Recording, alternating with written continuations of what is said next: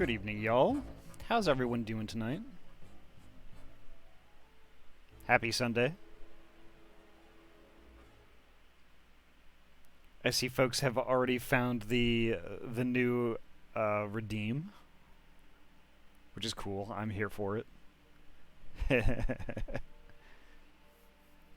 Overfed on Sunday, awesome. Perfect. Yeah, holy heck, today I wish was a productive day for me, but like, I meant it to be. But, you know, I woke up and, you know, I screwed around on the internet. Bean verb. Oh, a pop. There we go. But, yeah, partially, like, after a few hours, you know, I got this intense headache. Intense, like, suddenly. So I took some ibuprofen, drank a bunch of water, had some breakfast, and then just kind of went to bed again. But I only meant to sleep for like an hour, but I ended up sleeping for like almost 3. And then I woke up and I kind of just felt the same. I was like, what is going on? And then eventually it kind of faded away over the course of the rest of the day, but I don't know. Today was kind of a wash. Oh my god, the icon for it too. I spent a little bit of time making that. Fortunately, there's a laser eyes generator online that I could use for it, because I wasn't going to do that myself. I want to see that icon. I might share it later, maybe. But y'all, yeah, I'm hopeful that everyone had a pretty good day today. At least better than mine. I mean, it wasn't a bad day. It was just head pain.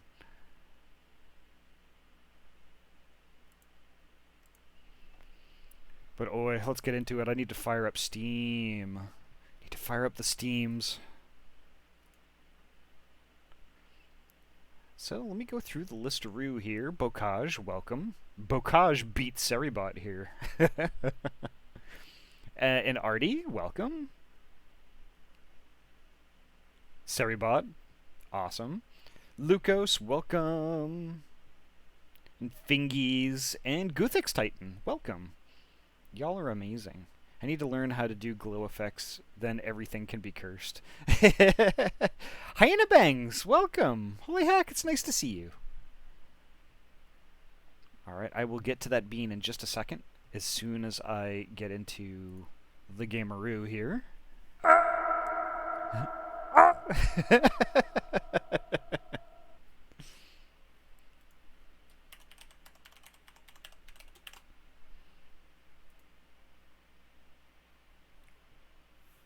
I was earlier I was watching Harbus, and they like watching those streams. It always just gives me so much inspiration just to fire up Leorin board and give it another stab. But then as soon as I do, I'm like, or it's just too close to the stream.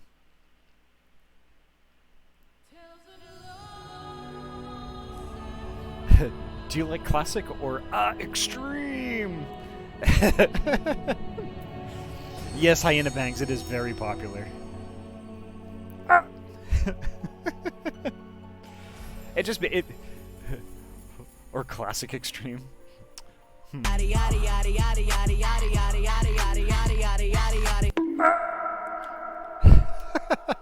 The icon for that up at the top is amazing. I'll give y'all that. It's pretty good.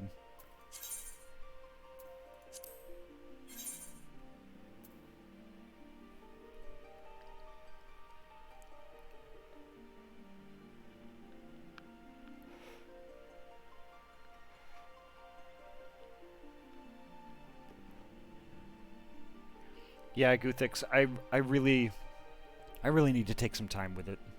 Cause like, I mean, I have a stream deck and all, but like, it would be far more useful a thing to leverage that and Leorin board. I think those two put together would just be amazing. God, Gosh, I love this place so much.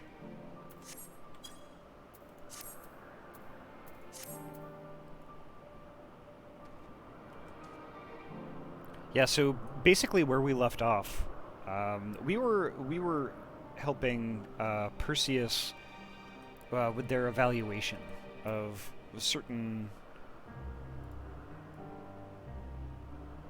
certain creatures that he created, since he's like basically the grand overseer of this whole place. And something didn't go right with like a certain type of beast that was under evaluation and stuff. It ended up being like really vicious and like this killer, and then they escaped and like hurt people, so we had to go hunt them down and kill them. And yeah, things just didn't really go well after that, and so that we're kind of in an odd spot here. So Skippy, welcome.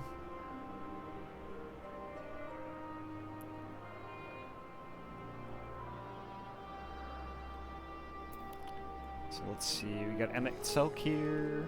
I'll talk to extras first because I'm a good baby. I don't know what the answer he's searching for, or if it is within our power to give it, but I believe he would make a fine Fandaniel, and that if he rejects us out of hand, we will all be lesser for it.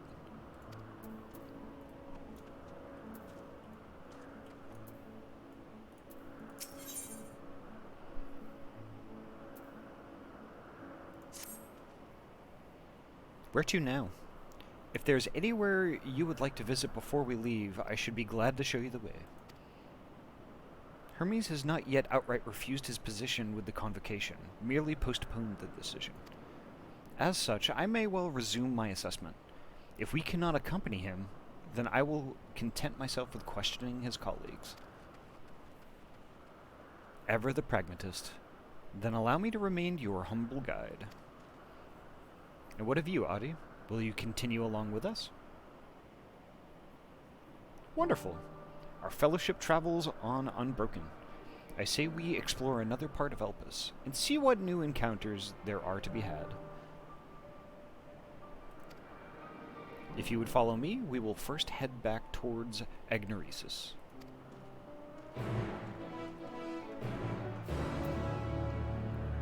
Ahty, when you were talking about the giant butterflies, I want to remind you, in this scene you are 22 feet tall, but I was watching the VOD. That's true. That's very true. Which makes it... I don't know. What kind of flying thing is bigger than a bald eagle? Because basically that's the proportions we're talking about. And might I remind you, that butterfly was heckin' huge yesterday.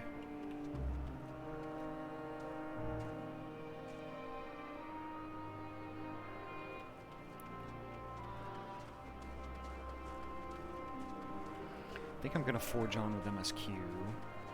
Because I think I want to save a lot of these side quests for other classes that I'm going to bring up. Which reminds me, I need to get back into playing Red Mage.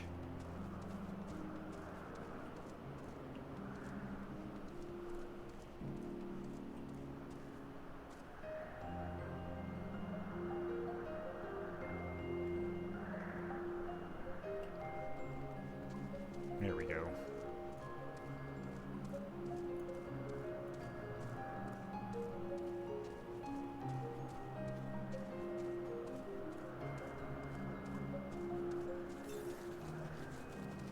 Strange though, I just checked out the stream and the colors are back to where they were before. So I'm not really quite sure what's going on here.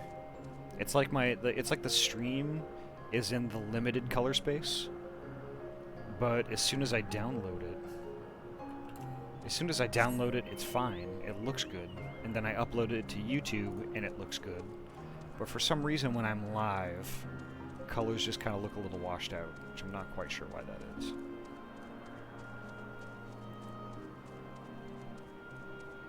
But this place is pretty regardless.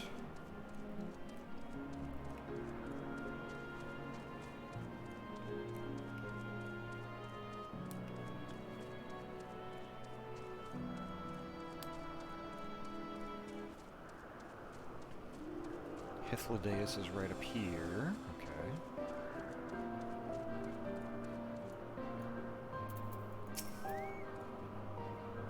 From here, we follow the path towards Netonius. There we will find one of the Naeus, which facilitate travel between the islands of Elpis. First-time travelers must be accompanied by someone with the requisite permission, which I have previously been granted. We only need to use the device together once, and henceforth you will have leave to use it freely. Shall we?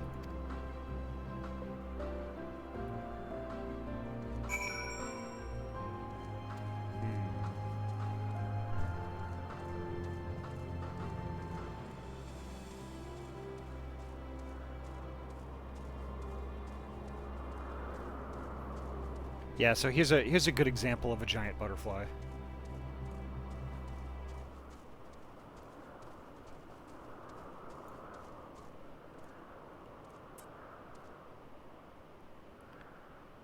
And the conversation yesterday was,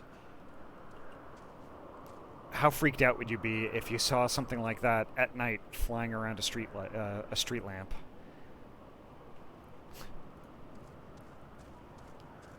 Myself, I'd be like, wow, that's a giant moth.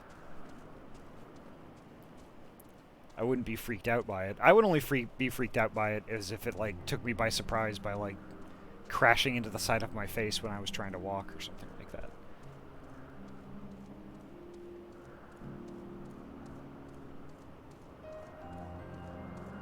Yeah, here we go.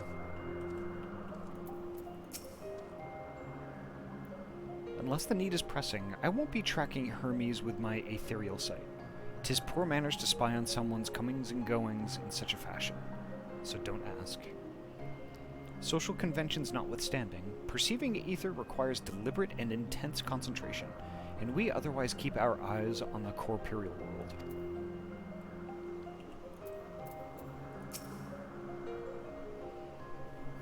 Here we are, Netonius.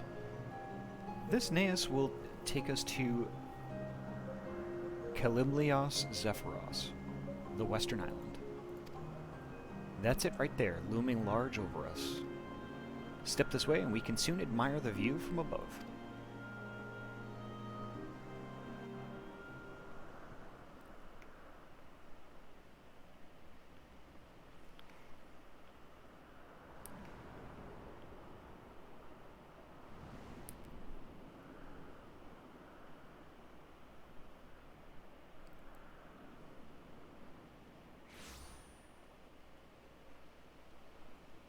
I present to you Kalimelios Zephyros.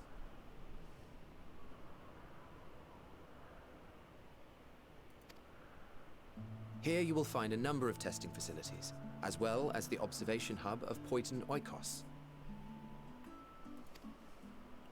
Right then. Let's begin by...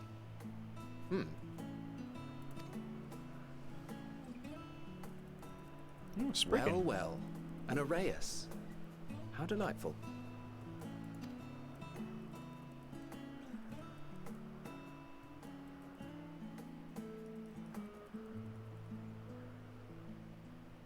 And what, pray tell, is that? Ah, that's a new species of shark. We approved the concept but a few days ago. Sharks are among the most popular sea creatures. Rare is the day when someone does not submit a new concept. Interesting. At first, they were largely orthodox, consideration given to such things as size and environmental impact, and then a whimsical someone thought to bestow it with flight, another superior intelligence. And then the floodgates burst. Concepts with multiple heads, or arms and legs, and so on and so forth. It was getting absurd. A part of me wanted to tell them to go away and find something else to create, but in the end I couldn't deny their passion. And here we are. It's hungry.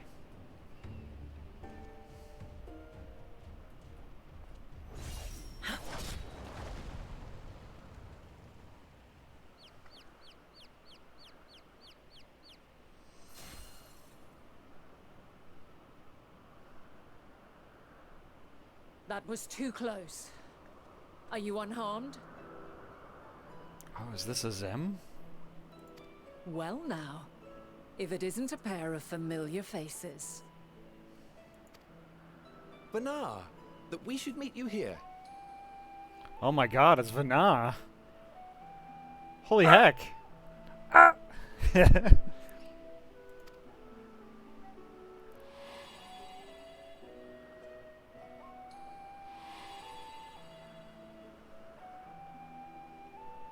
As I mentioned earlier, the better part of the convocation holds that when we retire is when we return to the star.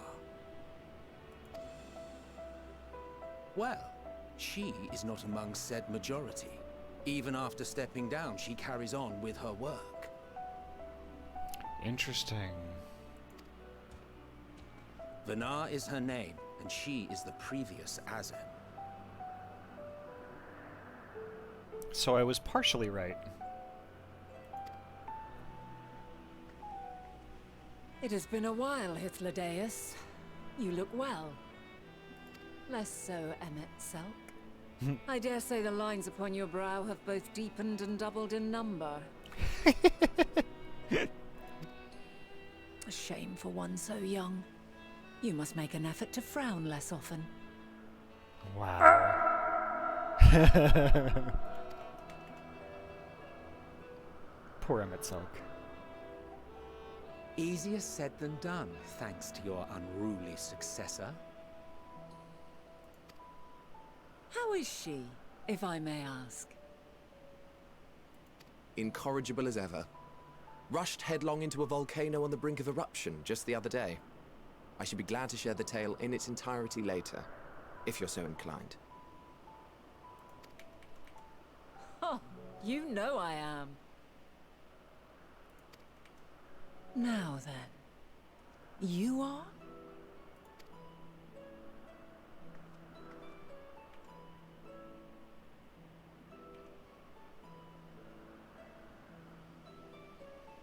She knows who I am.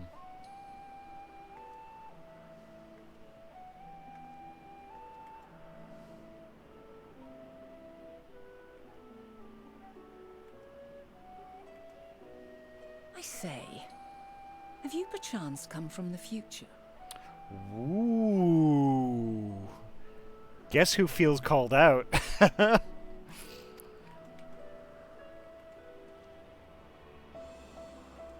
I do not believe we have ever met, yet I sense my magic upon you.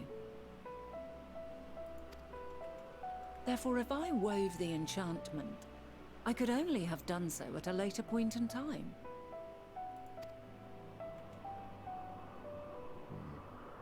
What manner of magic is this, if I may ask? Interesting. A traveler's ward, of course. It prevents the corruption of one's ether.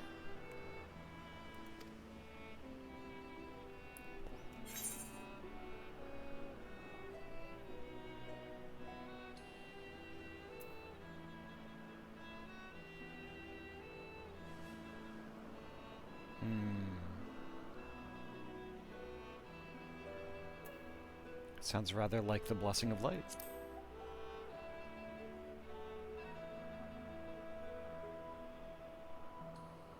I see you are not ignorant to its presence. And while there are many protective spells, the one you bear is unmistakably mine. Hold on. From the future? That's absurd.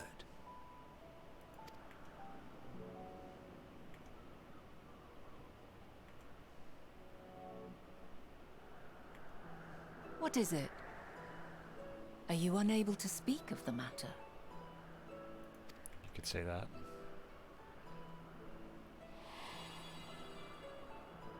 The reality to which you must return exists as a result of the final days.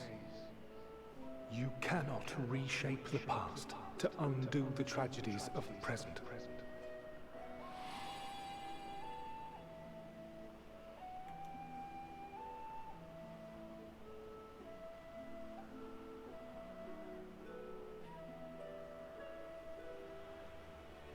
So, Your actions here will not change your history, but they may yet affect the course of ours.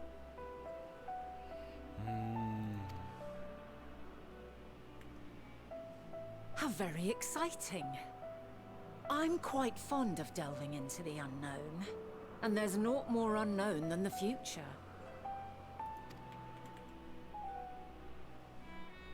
Until a moment finally arrives, we cannot know for certain what will come to pass, regardless of our supposed foreknowledge, so you needn't worry for us. More importantly, that you should go to such great lengths as to travel unto the past bespeaks the gravity of your quest. Will you not reveal it to us? Mayhap we can be of aid to your cause.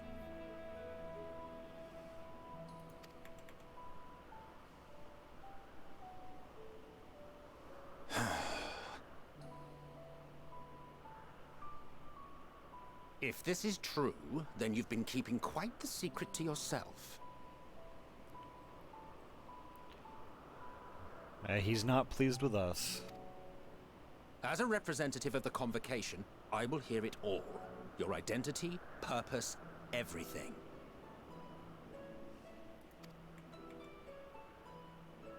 Aw.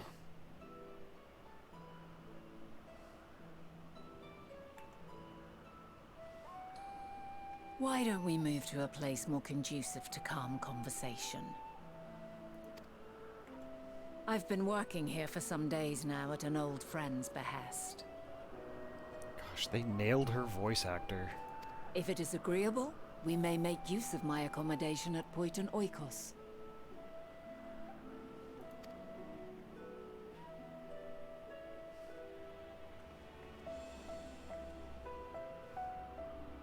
We were meant to meet. I am certain of it.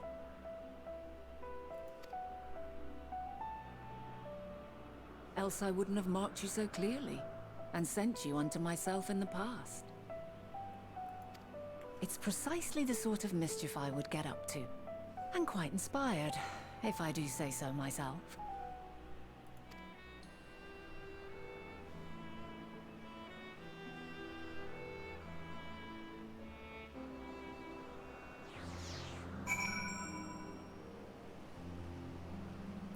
Oof.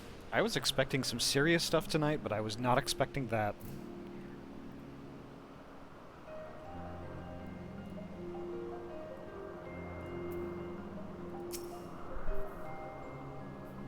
Oop, pop. There we go. Oh, that was loud. Ooh. My apologies. But before we move along, a colleague has tasked me with a matter which I'd rather not leave unresolved. It involves finding a certain concept engraved crystal, and the quick-fingered aureus that made off with it. An aureus, you say? I think we might have seen the culprit before being distracted by that business with the shark. Would you like us to follow its ethereal trail? That would, of course, lead us only to the aureus. There is no guarantee that it hasn't dropped or stashed away the crystal you seek. Please. Even that much would be enormously helpful. While you are hunting down the thief, I can follow behind and scour the forest floor just in case. Could I ask to join the search? I would appreciate another pair of eyes to cover the land to the west of here. Many thanks.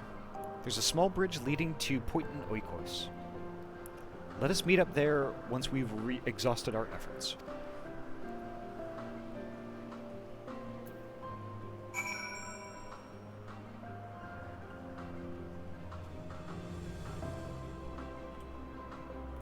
Nugs is not with me, so... There we go.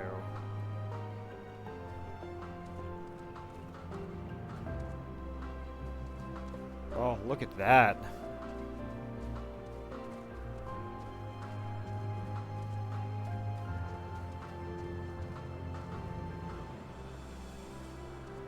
Gosh, that thing is awesome.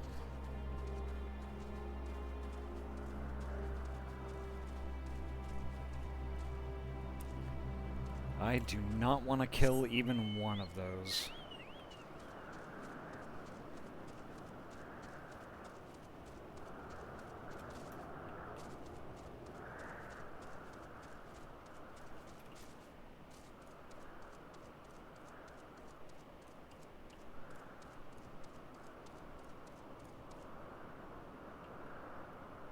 Oh, look at this place. Holy heck.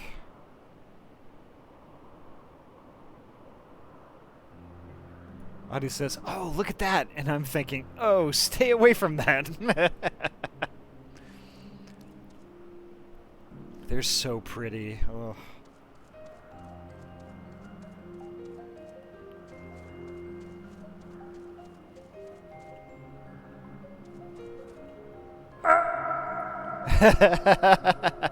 Hi, Apollo. Welcome.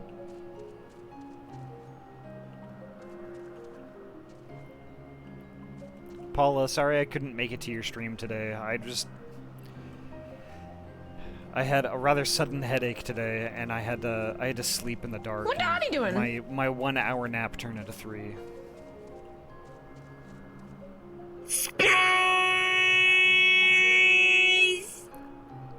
Holy heck! Stinzik, thank you so much for continuing that sub you got from Bokaj. Thank you so much.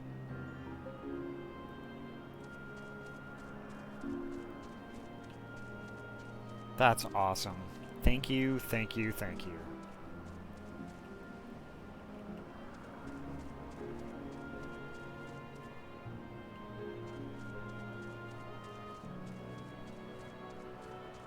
Space? Space! Yeah, I think I probably should turn down the volume on that particular alert.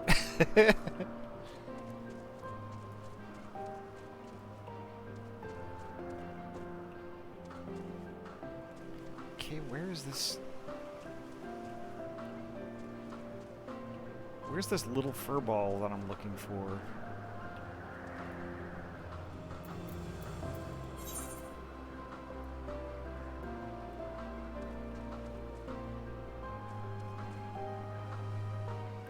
Thing is, it's going to be rather hard to see because the sparkles really don't show up particularly well on a light background.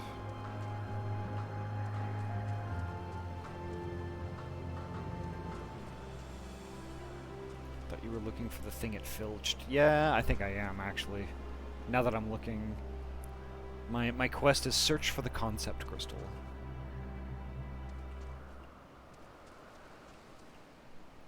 But there's typically sparkles that'll be on the ground or around the thing to kind of highlight where it is.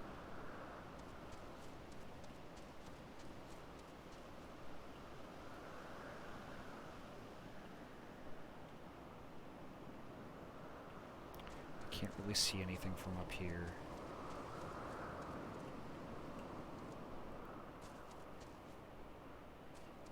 I'm probably going to be forced to kill one of these things, and I don't want to because they're so pretty.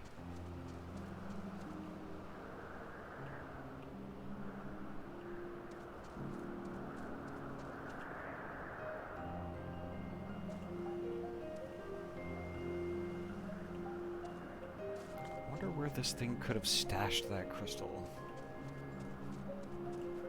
There's an aether current at least.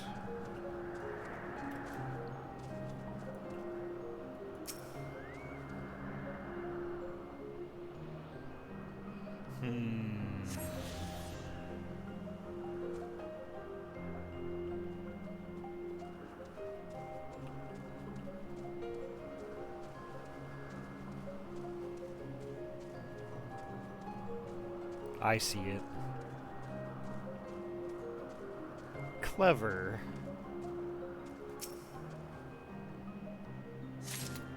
I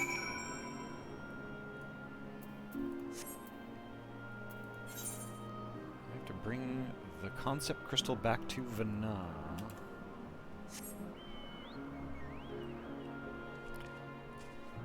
Let me give Paula a shout out. Let's see.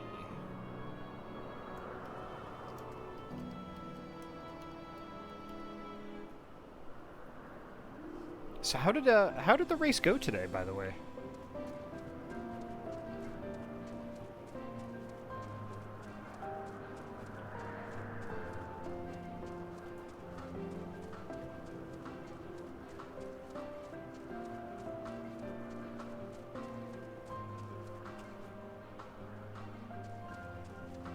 Ah, there they are.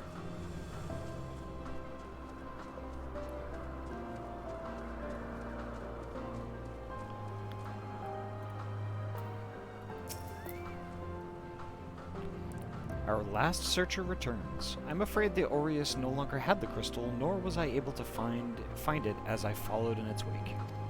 I don't suppose you fared any better?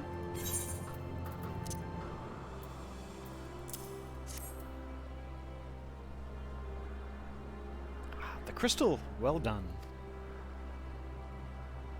Wonderful. Now I can focus on your tale without the missing concept nagging at my mind. Have you always had a knack for finding things? Yes.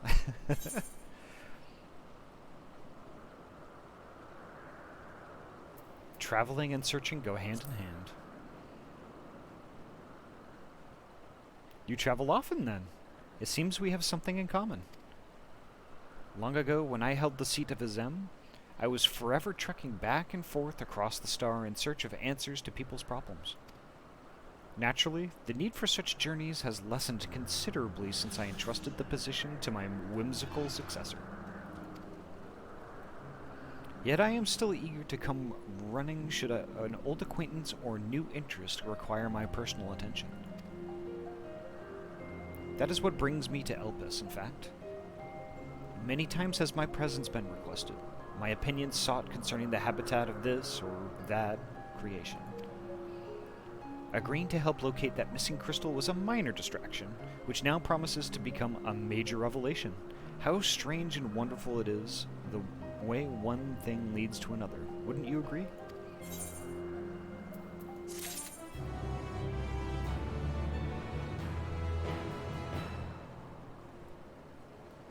Extras. The problem you present is vexing enough without adding the old Zem into the equation. And she wonders why these lines upon my brow grow deeper, when her herself wields the hammer and the chisel. The Azems, both mentor and student, are a force to be reckoned with. I find them a delight, personally, but when they have a habit of making Emmett Selk look as if he's a bit down on a sour grape.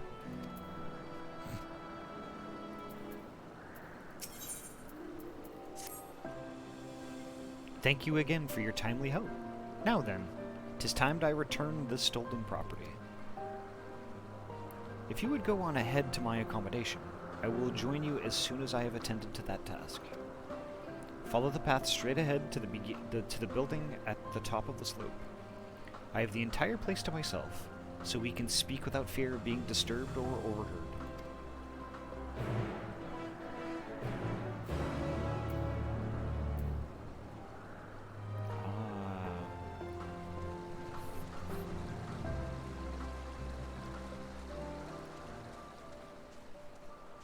So one thing I have noticed about Endwalker is its distinct, almost lack of duties. I think, honestly, I've only officially been on one duty this entire time that I've been on this expansion. Actually, before I do that, I'm going to sync up with this crystal. I'm going to sync up the crystal that's near the giant corn.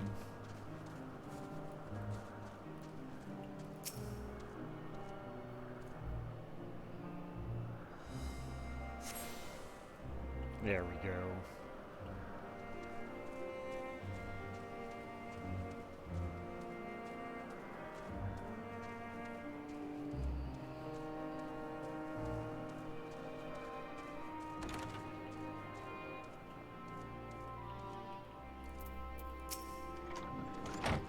Yes, this will be far more comfortable than interrogating you on the side of the road. Uh-oh. I'm gonna be interrogated. You needn't be nervous around Vanam. Those white-robed robes mark her as one of fair and impartial reasoning. Aside from the emissary, Elpis, such garb is worn only by those who have stepped down from public office to serve as advisors. Whatever you have to say, she will listen to without judgment.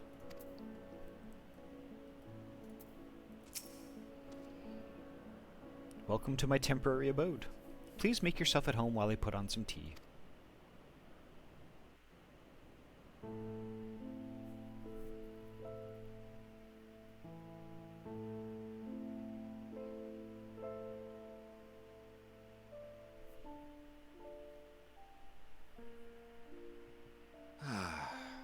A wonderful aroma. I feel more relaxed already. Oh, that song.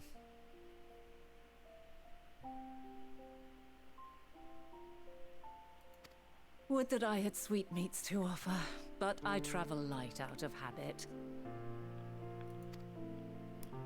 There's plenty of hot water though, so please have as much tea as you like. Now then, will you tell us your tale?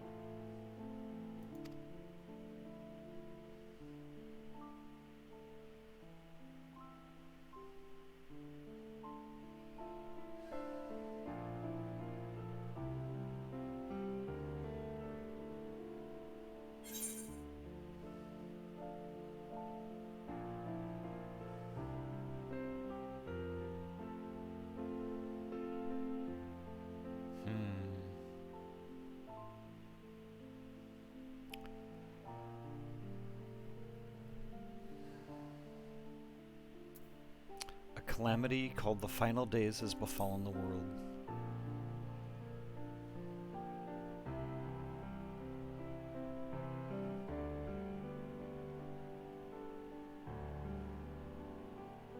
Why don't you start from the beginning?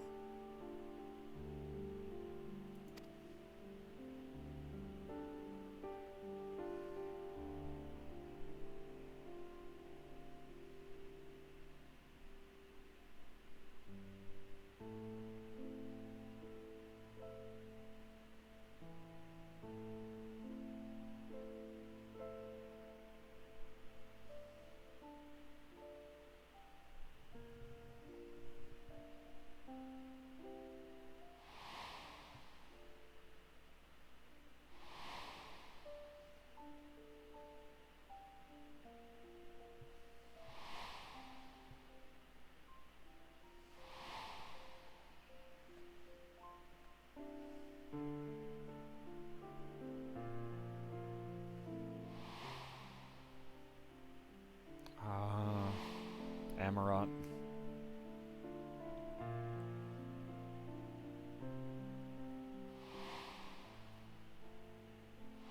Zodiark.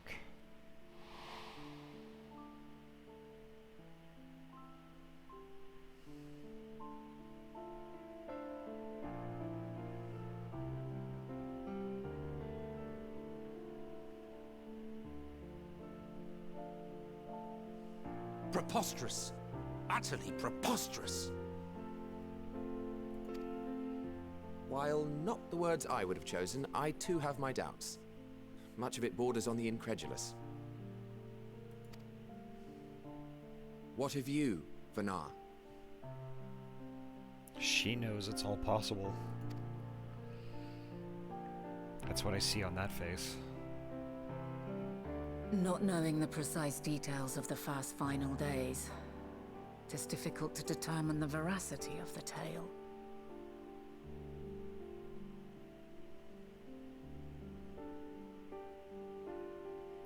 Apparently you can't launch War Thunder while watching Twitch. My system hard crashed. Oof. Maybe you could try through a different browser? Because I found different browsers handle HTML5 rather differently. Like I can barely watch Twitch at all through Firefox anymore. I haven't tried Chrome, but Opera GX has worked out awesome for me for that. So I literally have Opera GX just to watch Twitch, and that's it. Supposing it is all true, I must ask myself why I would do what I did.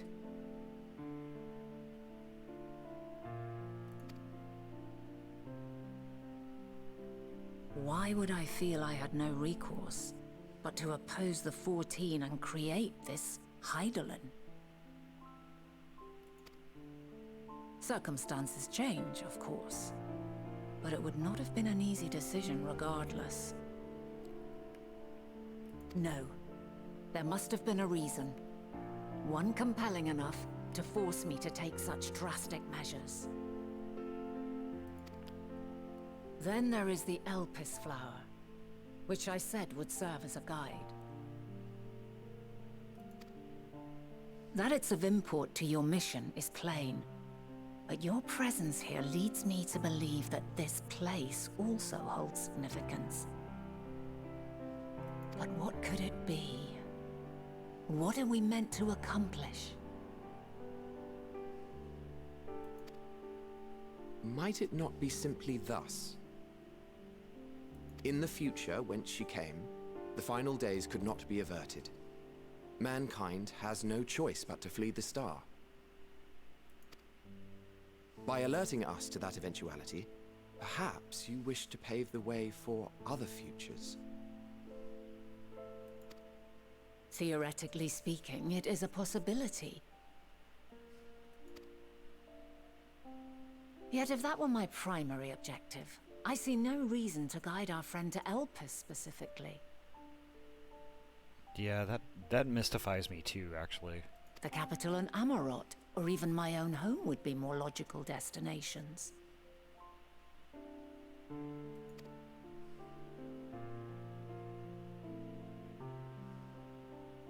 True, true. I note also that Hydaelyn did not specify a point in time to which she must return.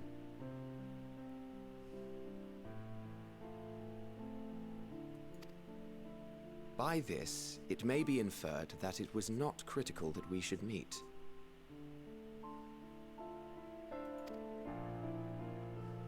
Alternately, she had reason to believe that our paths would converge, coincidental though it may seem.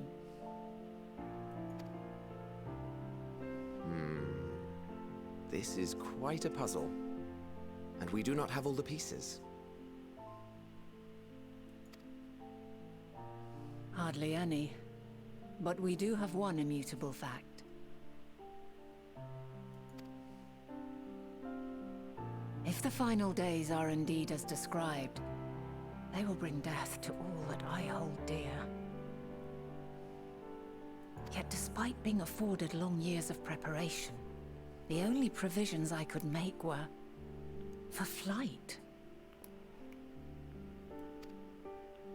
Nay, my first and foremost endeavor would be to find a way to forestall the coming doom. Given that even the 14 failed, mayhap you deemed it impossible. Nothing is impossible. This I have always believed. And if Hydaelyn is indeed me, she would believe the same.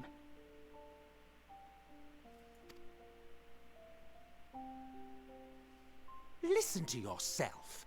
Are you seriously entertaining the notion that you are a messianic figure in some far-fetched tale?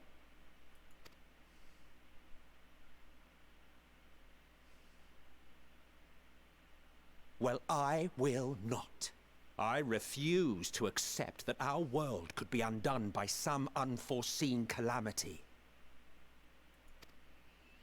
I also take offense to my portrayal as a megalomaniacal madman. To sacrifice oneself for the star is a noble act, and I would hold those who gave themselves to this zodiac in the highest esteem.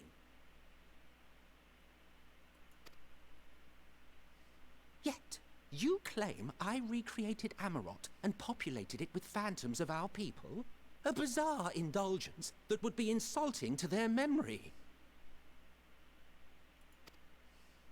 Worse still, I even invited you there. Literally invited my own downfall. Why would I do something so idiotic and inexplicable? Maybe it's because you had enough. I mean, that's eons into the future, right?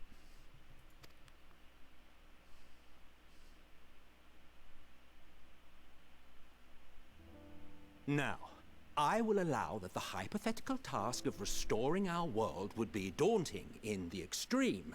The thought of having to bear such a burden for 1,000 lives horrifies me.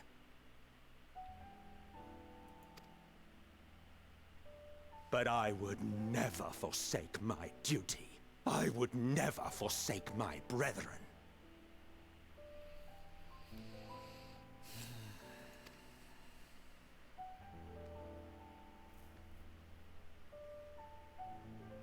You do not know me.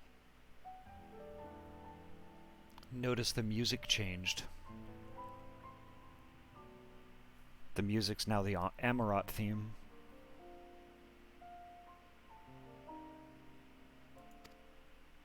I've had my fill of your fiction. I will return to my duty, and you will not bother me again.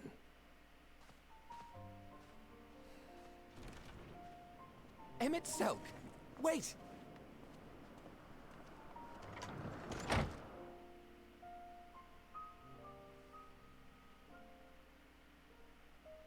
You've seen much of Elpis already. If you have any observations to share, I should like to hear them.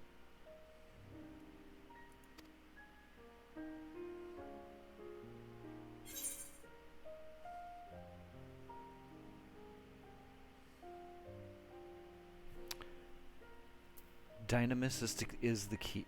Dynamis is key to all of this.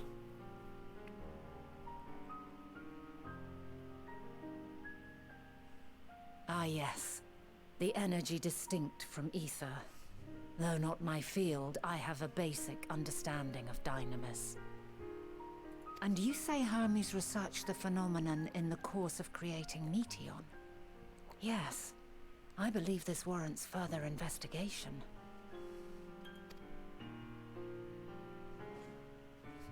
With that settled, it is time for action. You bear a mask made of bacon. Indeed. The missing pieces of the puzzle are here, I'm certain of it. And when you find them, the picture my future self has painted will be complete, and you will have your answer. Now suffice it to say, I will aid you in your quest.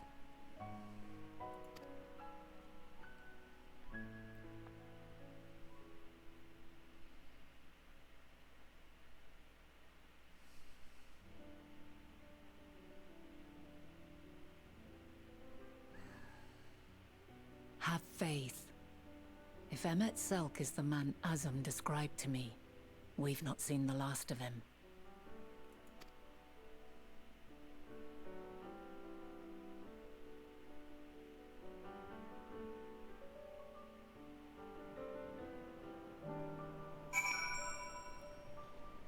Ooh, wow. Ah, Redacted Cat, welcome. How are you tonight?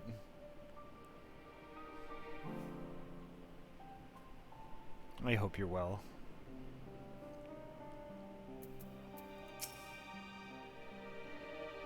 Shall we begin our investigations, then? I am acquainted with Hermes, of course, but only as a visitor received by the chief overseer of Elpis.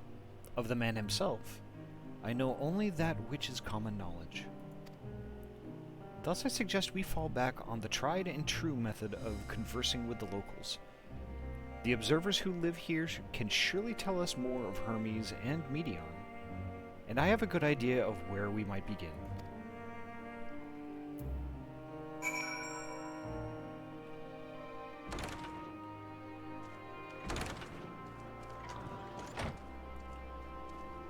Yeah, the day's been going okay. I had a bit of an unexpected headache at the beginning of it, but it's turning out pretty awesome. I hope your day is going well, too.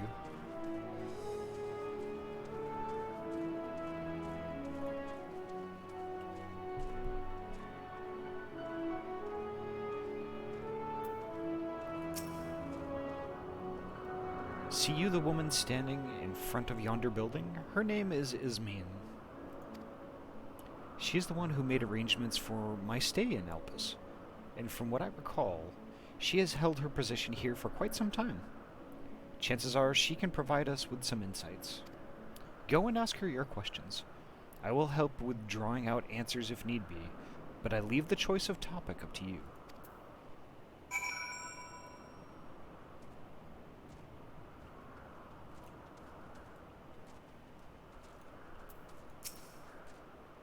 Questions? For me? Well, I suppose I have no other pressing duties at the moment. The following event cannot be skipped. You may wish to cancel any pending duty finder registrations. Okay. Yes.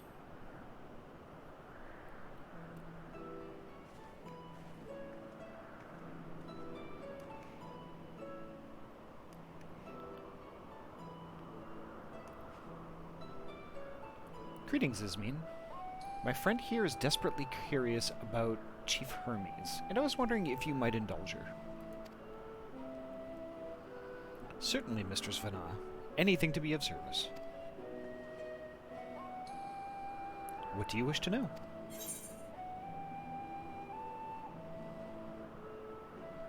What are Hermes' interests? His interests... Well, he is an authority on flying life forms, and has expansive knowledge of living creatures in general. Is that what you wish to know? How would you describe him as a person, as a colleague? He is a quiet man, reserved, you might say, and occasionally somewhat poor with his choice of words. His reticent nature, however, does not prevent him from carrying out his duties as chief overseer. I hope that answers your question. Was there anything else? How long has Medion been here? I cannot rightly say. As the chief's personal creation, Medion has not been subjected to observation and study like other concepts. So one day, she was simply there. And what do you make of her abilities? I understand that she is I understand that she is a highly unusual familiar, able to create emotions and communicate directly with one's mind. Exactly how she was created with that talent, however, is a mystery to me. My apologies. I wish I could explain her nature in more depth, but I've not had the occasion to discuss it with Chief Hermes. Do you wish you knew him better? The chief may not be the most gregarious individual, but he engages with us as is necessary for everyone to perform their duties. I wouldn't want to intrude upon his privacy for the sake of curiosity.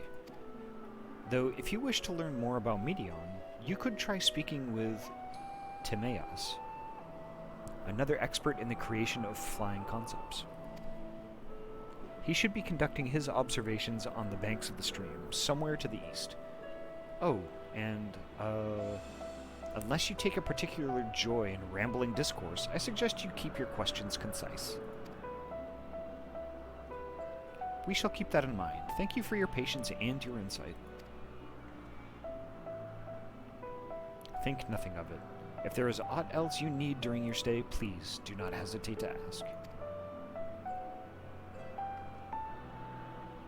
Come, Ahty. I think we've taken enough of Ismene's time.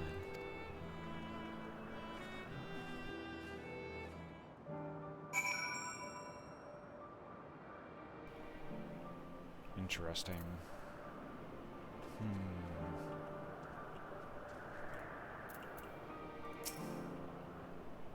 You are a familiar, yes? Belonging to Mistress Vana? You couldn't have been blessed with a finer master.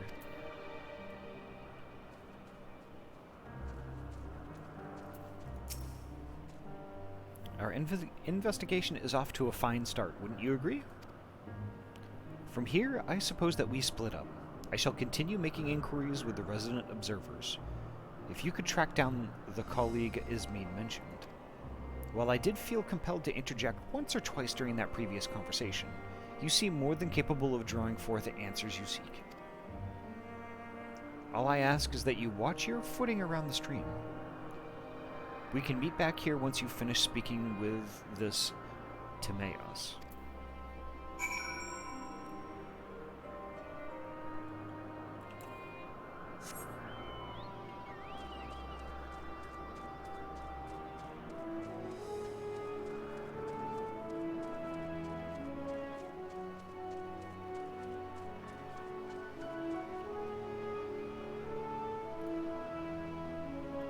Interesting. What's going on here? Well, this stinks.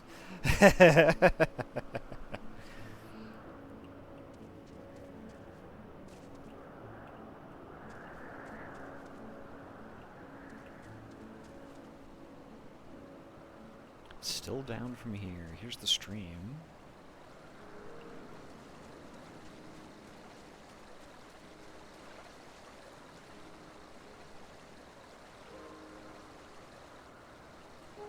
Ah, there he is.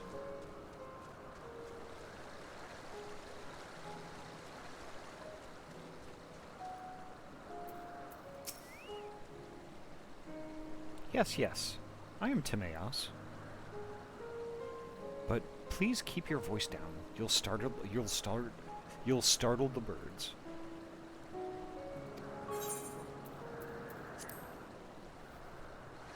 Much wind.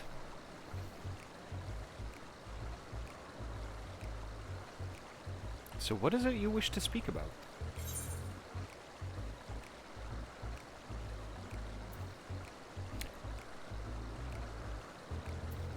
What do you think of Chief Hermes' flying creations? Chief Hermes' work? Autumn. Welcome. Hope your night is going well. That baseline, wow, right? Chief Hermes' work? A worthy subject indeed. Those beings which soar through the clouds, majestic and graceful, are ever a favorite of creators. Even now, with so many varieties in existence, the flood of newly imagined concepts continues unabated. What sets Chief's creations apart, however, is how they benefit from his boundless knowledge of the celestial land. Birds that climb so high that they disappear from view, others which traverse the boundless sky in moments, and all without riding the currents. I know of none save he who can conceive of such marvels. Even we who prize elegance of form, above all else, are dumbfounded by his genius.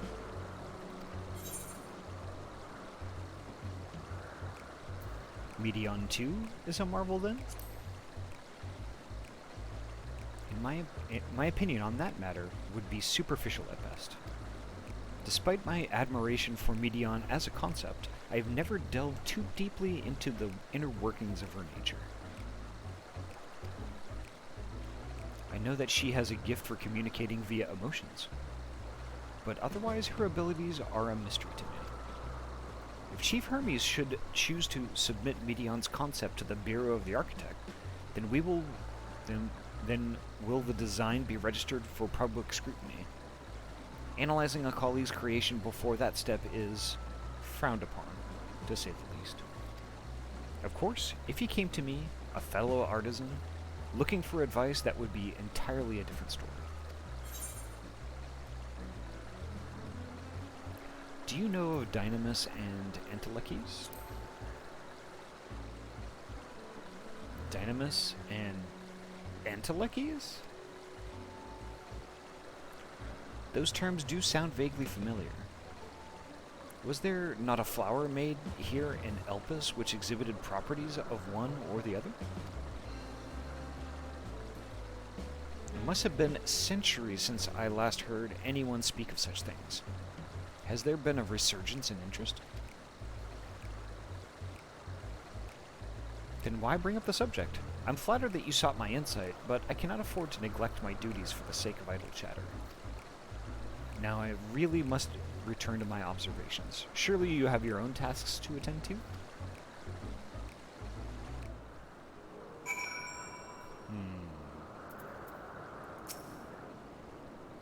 As I said, I have work to be getting on with. If you wish to speak more, you'll have to wait until I've finished for the day.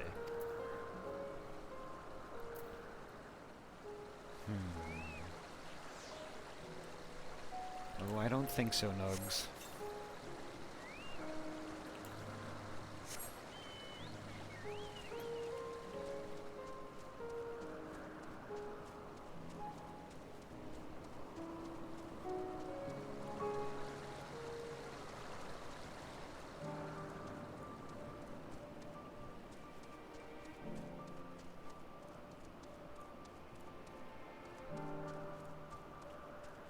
Ah, there's Vana.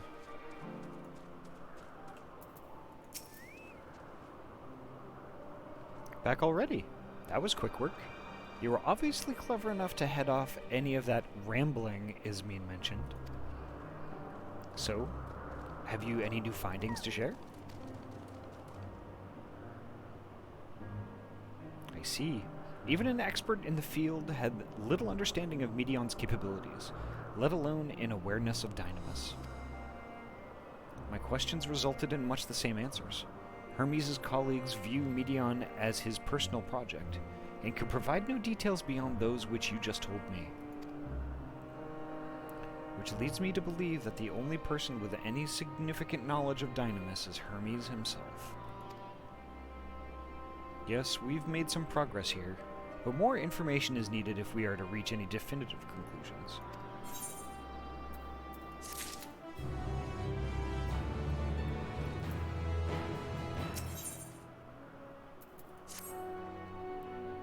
At present, the strongest link we have to the final days is the power of Dynamis, and the entelechies which can control it.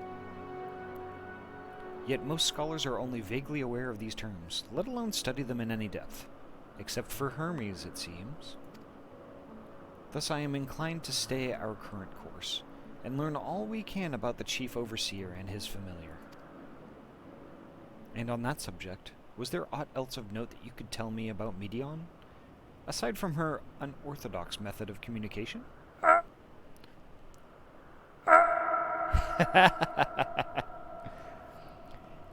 It honestly, that intense honestly sounds like if you walked through like a tunnel and got like halfway, right?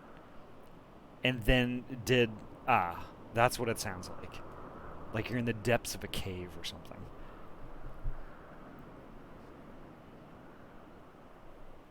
It's like, it's funny and cool at the same time.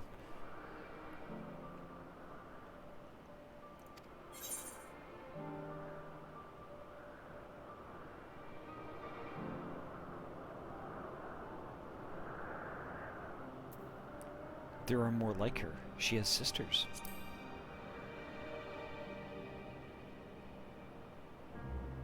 I rather wish you had mentioned that earlier. In any event, would you care to elaborate?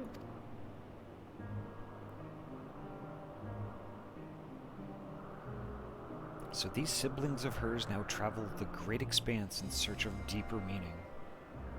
You enter a tunnel, make it halfway, behind you, you hear the sound of as it resonates through the tunnel, and to you, Ahty has found you. And it is already too late.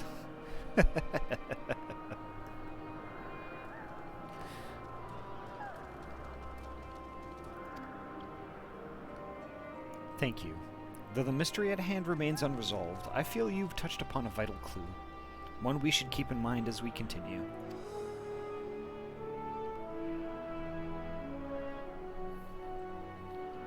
Next, I propose we take ourselves to Peripecia Crystalline. Not far from here. Just follow the path to the west.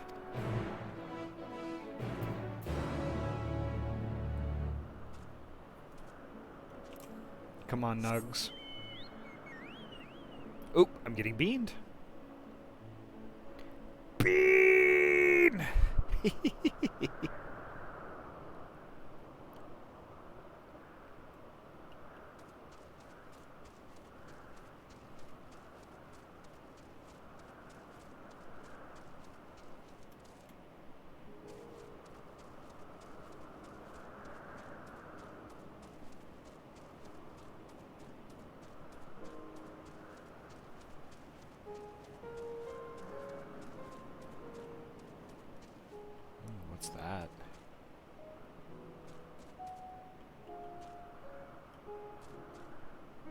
Interesting. Here's Vana. This tower and the one further along are both part of Peripecia Crystalline, the facility where they archive all of Elpis's observational and testing records. Despite how they appear from the outside, the interior is actually a vast area of magically interconnected spaces, which, while fascinating, is not the reason why we are here, is it? In other words, it's bigger on the inside. I just want to squeeze the little bean Ahty. What a cutie. Aww. And pet-pets. There we go.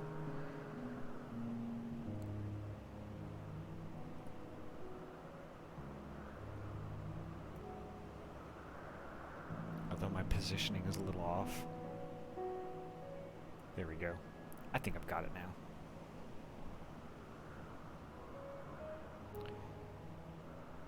Despite how the... okay, I already read that. I shall cut my architectural lesson short and see that those two archivists have to share. If you could find someone to speak with over at the other tower, I shall join you there anon.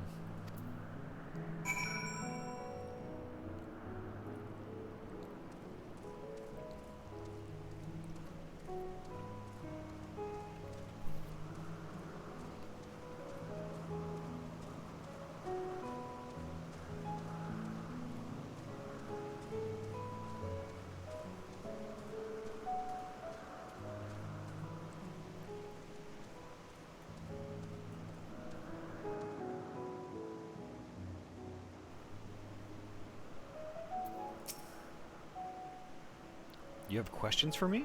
Certainly. Just a moment while I conclude my current appointment.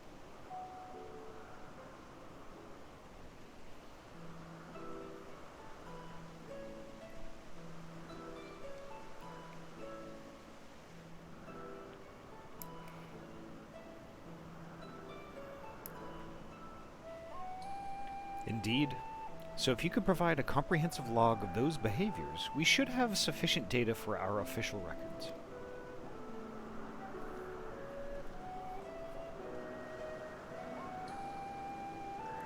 Now, what was it you wished to speak with me about?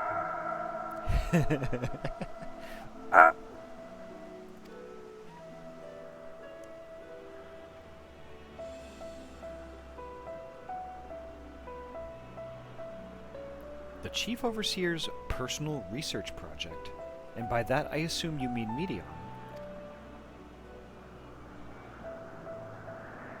Such undocumented studies are difficult to track.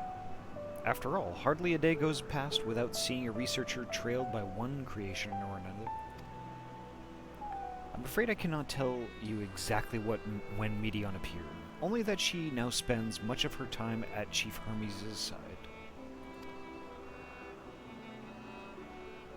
Although, I do recall an interesting tale my dearest Galeen shared with me.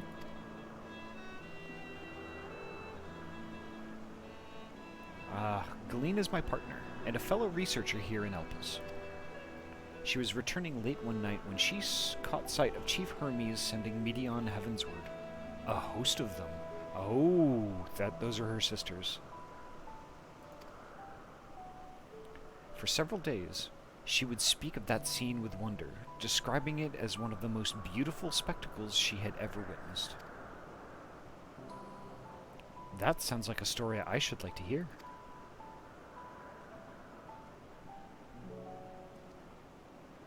Mistress Vana, I thought you had already returned to the surface. Permit me to thank you again for your invaluable contribution to our concept placement proposal. Pray do not mention it. As you say, my original plan was to leave after that task, but I have since become engrossed with Chief Hermes' research.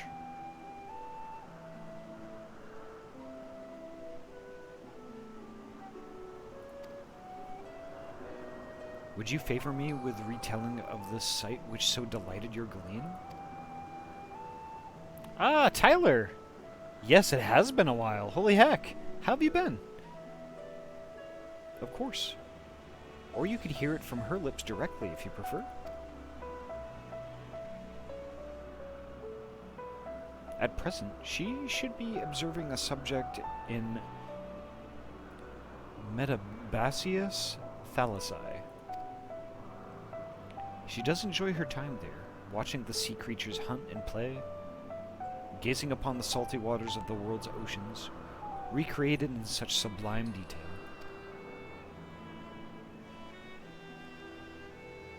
I imagine you must find similar joy in indulging at your boundless curiosity, Mistress Rana. Even though such pursuits must continually and regretfully delay your return to the star. Indeed they do. 'Tis a rest well-deserved and long overdue, I should think. How greatly have we prospered for the wisdom you accumulated during your travels as a Zen. And what would Elpis be without your earlier academic work?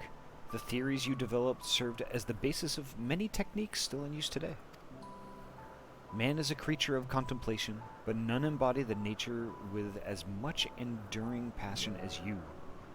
Aye, I dare say there is not a soul alive more worthy of a return. I shall rejoice the day you depart on your final journey. I will be honored.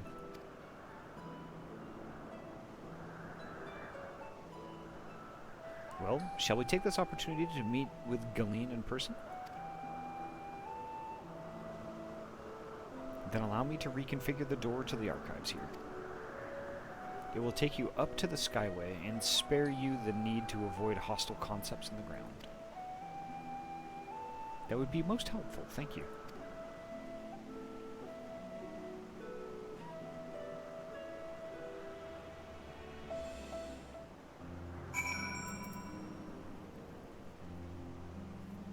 Interesting.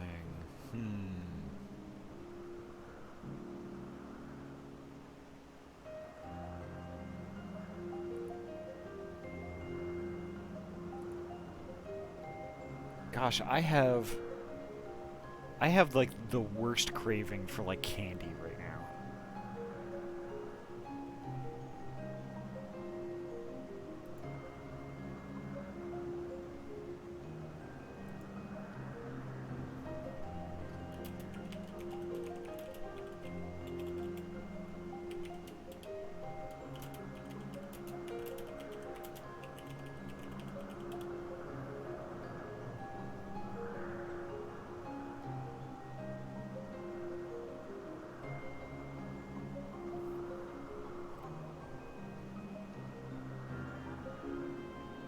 Witness to the spectacle, yep.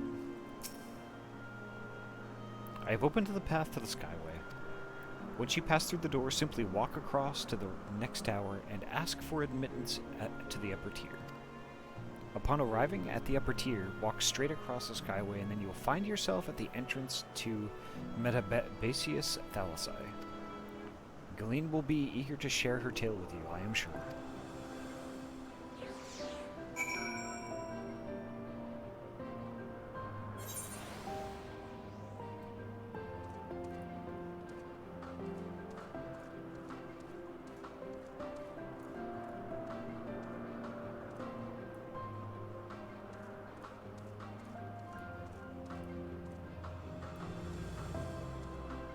Holy heck.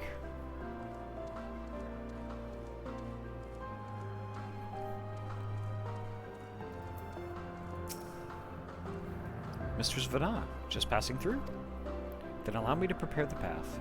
If you need further assistance, there is always an observer or two out on the upper Skyway.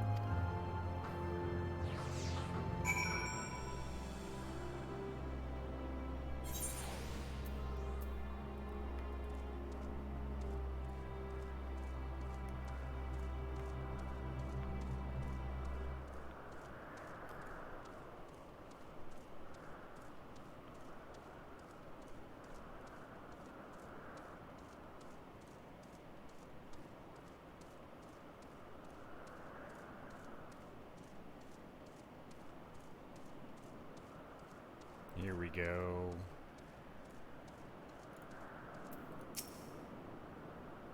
Mistress Vana? I was not told to expect... We would have prepared an official welcome.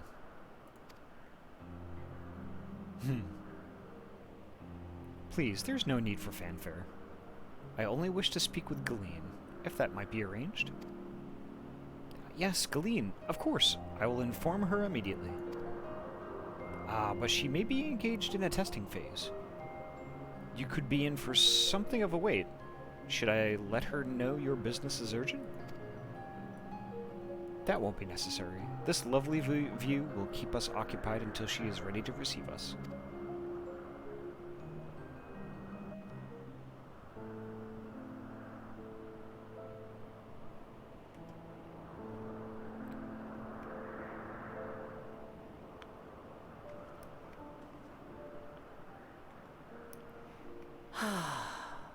A delightful breeze and a breathtaking view.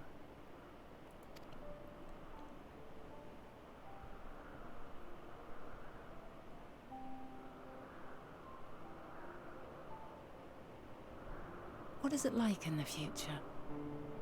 Is the world still a beautiful place?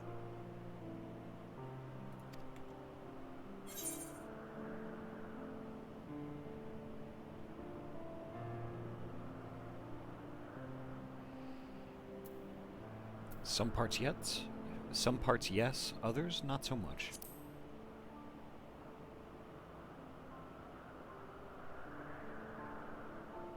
Dark, hidden places, rife with danger.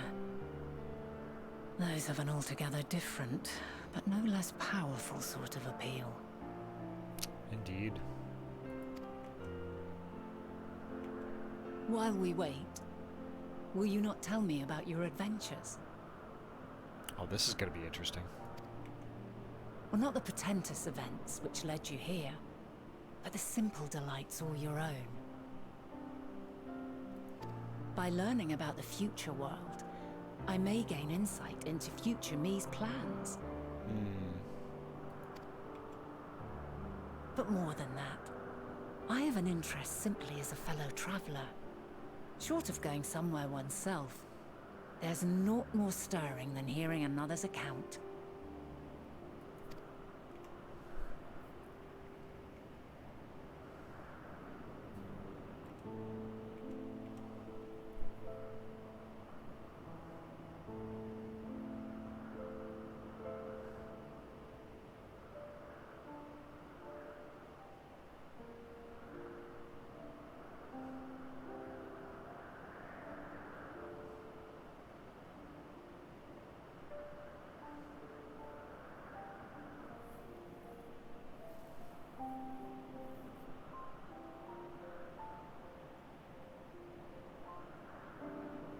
Incredible! Would that I could have been there to see it.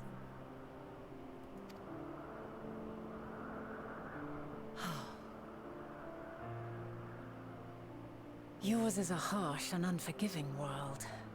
Yet in spite of this, your brethren hold fast to their virtue. To know that the light of mankind's potential still shines, even in that faraway place, it gives me heart. I still say Ahty tells stories like C-3PO does. See, I don't I don't know whether to take that like to heart or and be flattered by that, or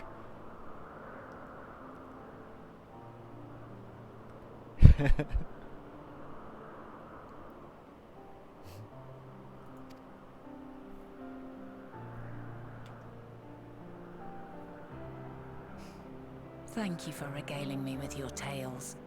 I will treasure every word.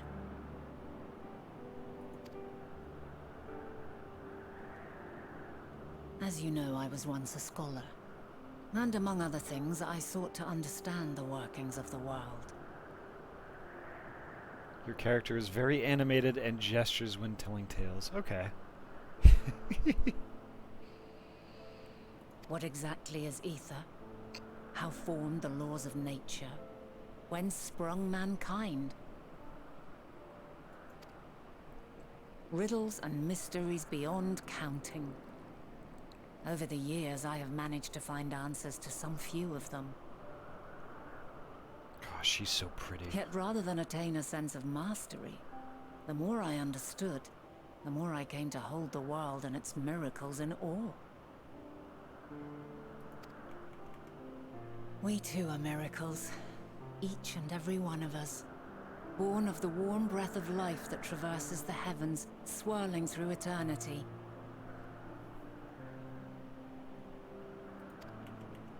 When I fully grasped the improbability of our existence, nothing felt impossible anymore.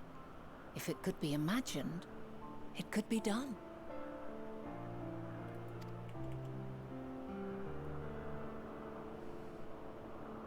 A passion swelled within me, an epiphany dispelling all preconceptions of what was natural and true.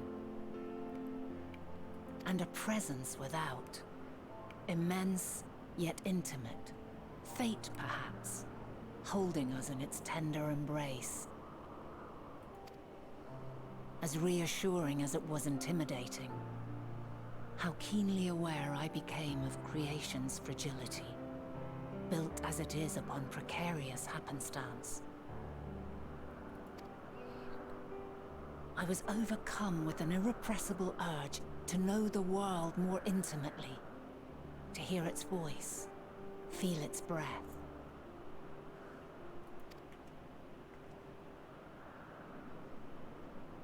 I ventured forth on a journey that very day, so very long ago now.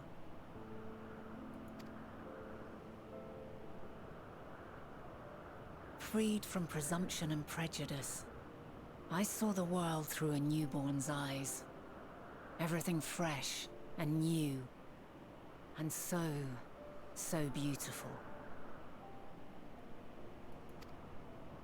Lands that stretched on forever. Skies one could drown in. The heartbeat of nature, silent yet strong. And amidst it all a people, beacons of light and life. Laughter that warmed my heart like naught else before. They are my meaning, and my purpose, my love. And so long as they need help, I cannot return to the star. Perhaps my future self is still waiting for it. The moment she can let go and walk unto the end. Safe in the knowledge that man will find his own way.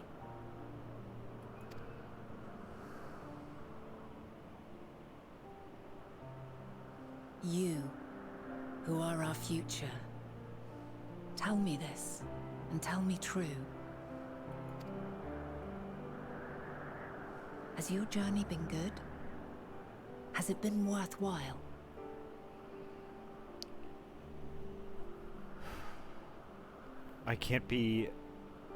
I won't lie, I feel a little called out by that.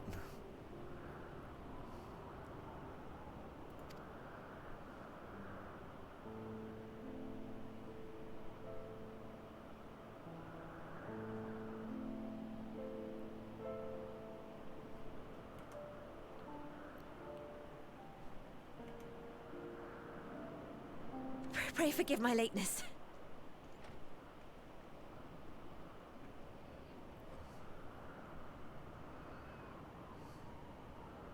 Have you enjoyed the game? That's exactly what I was thinking.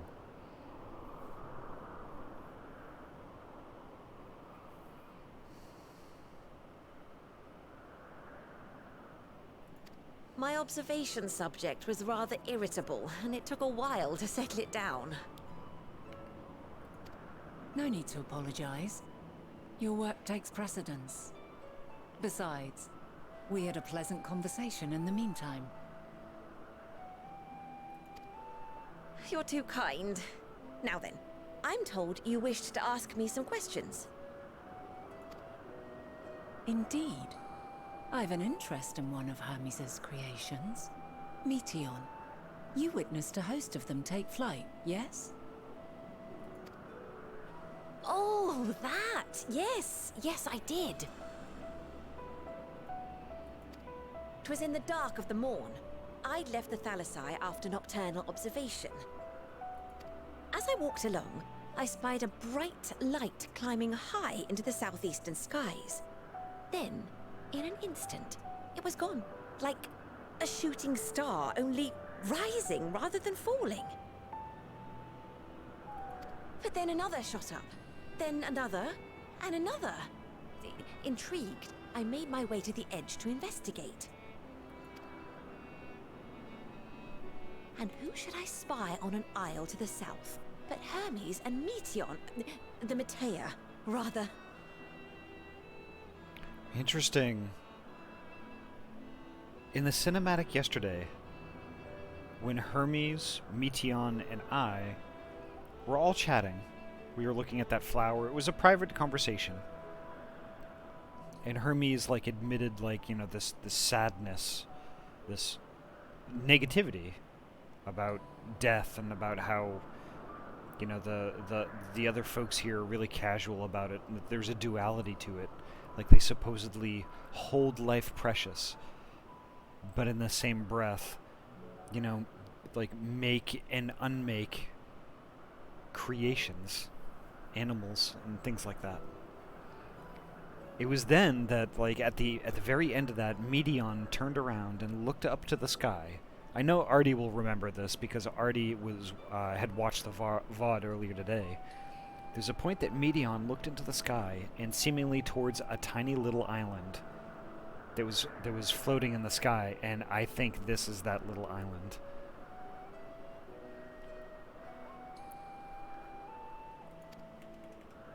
There were lots of them, and I realized they must be the shooting stars that I'd seen. A dazzling spectacle indeed. Have you spoken with Hermes about this? Oh, yes. The sight left such an impression on me that I approached him about his mystery project the very next day.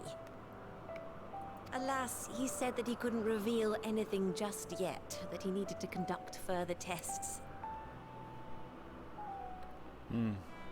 He's hiding something. It shouldn't be long now, though.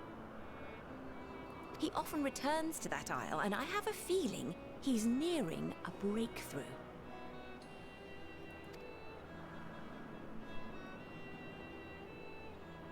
Interesting. Splendid. We are likewise eager for the details. Interesting indeed. Well, that is all we wish to ask. Thank you for taking the time to indulge our curiosity. You're very welcome. It's always a pleasure to speak with other inquisitive souls. Oh, and will you be descending now? If so, I shall link the doors for you. Please.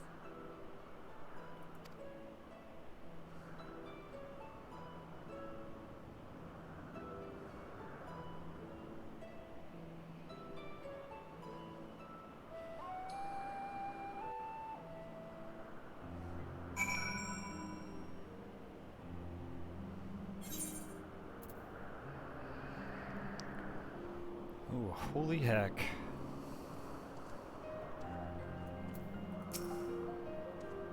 So, another piece of the puzzle falls into place. From what we've learned so far, I think we can safely conclude that Hermes hasn't been revealing the details of his research to others. Would suggest that either someone will appropriate his discoveries and make use of them, or that Hermes himself will have a hand in causing the final days. Interesting. Since we have no reason yet to suspect the former, we should consider the latter the more likely possibility. Proceeding under that assumption, our next step should be to divine why, or even if, he might desire such a terrible fate for our star.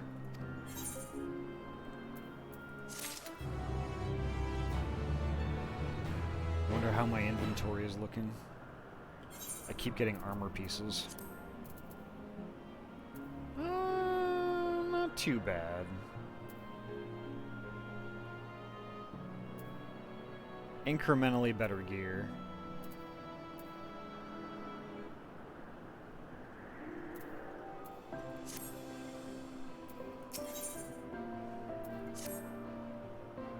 I should like to visit the site from which Hermes sent forth the media. If we are fortunate, we might find some hint of what drives this research of his.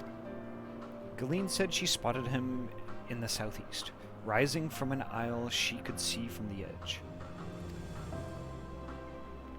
If we stand at that same vantage point, it should not prove too difficult to locate the isle in question.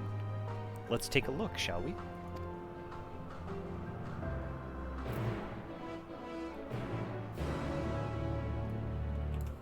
Come on, Nugs. Let's go.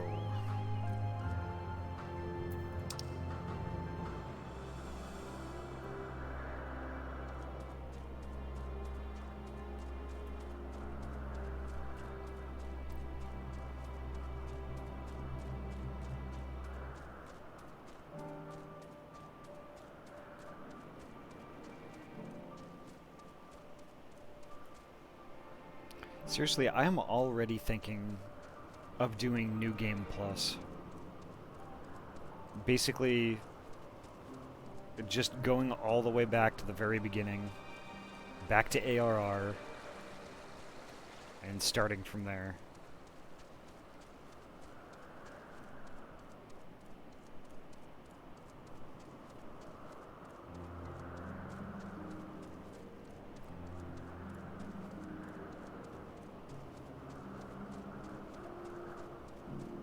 There we go. That's that tiny isle, I think. I'm gonna go around this majestic... Oh my god, that scared the crap out of me! Holy crap! Oh, I wish all y'all could just see how far I jumped.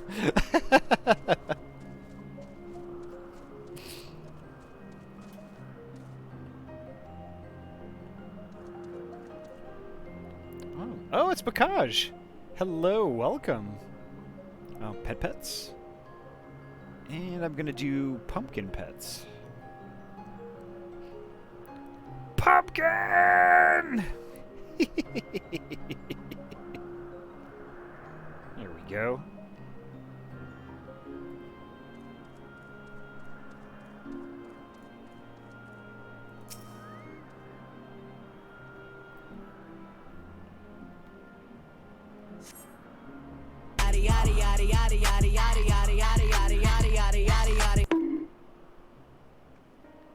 Yep, there's that tiny island.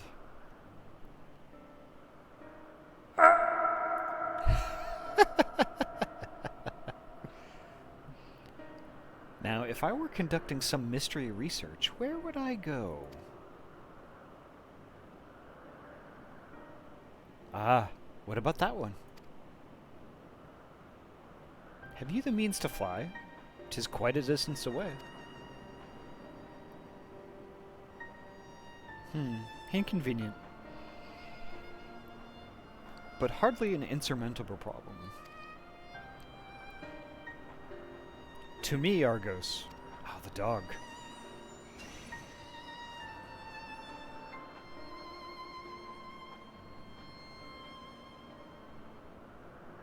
My friend, would you mind creating a double to carry Ahty here over to that isle?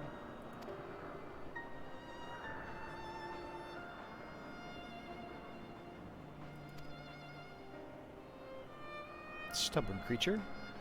There is no place on this great star we have not together traveled, and still he remains obstinate in the presence of strangers.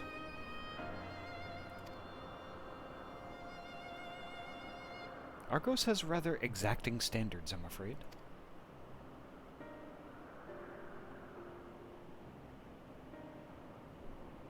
What? You've ridden him before? Ah, your before, meaning my after. Not at all confusing, that. Interesting. 'tis certainly not unthinkable.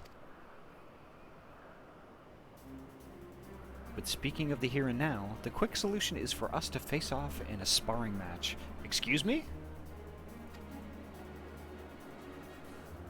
Demonstrate to him that you are capable of holding your own against me in battle, and you should convince Argos that you are worthy of his back. And besides, I might even teach you a thing or two into the bargain.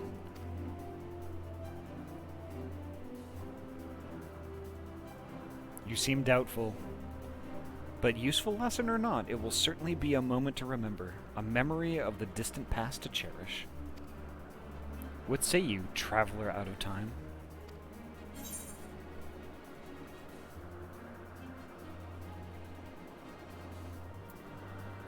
Choose your battlefield. I admire your confidence. Clear your mind and prepare your weapons. I will await you at the clearing over yonder.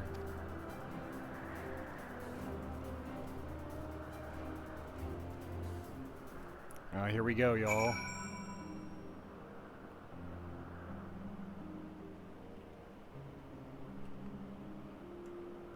I kind of want nugs for this.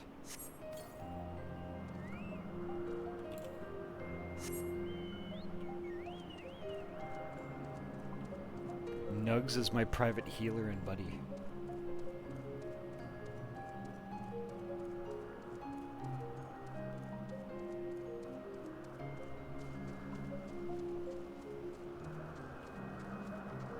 And also pretty damn good at photobombing. If y'all had seen my my clip from last night.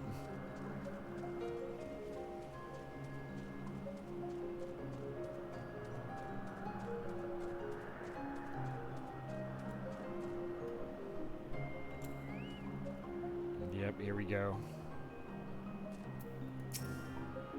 Shall we begin? Be warned, I'll not go easy on you.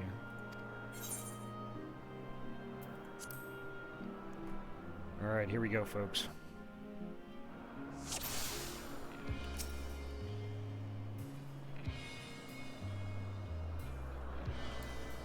Let neither side hold back.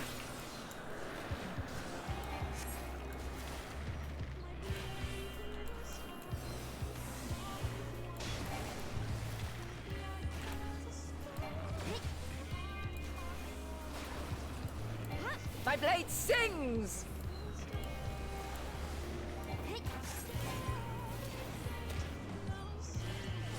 Well, screwed.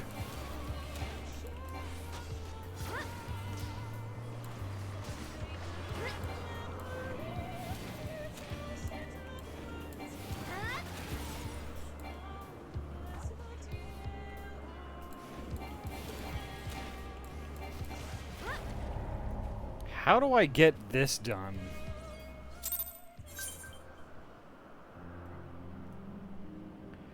What the shit is that?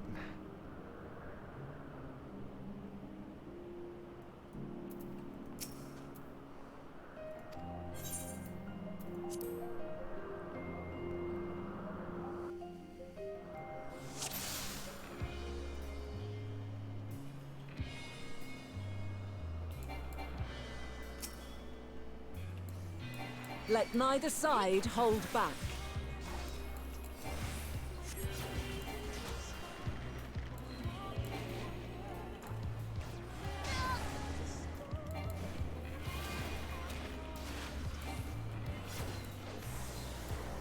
My blade sings!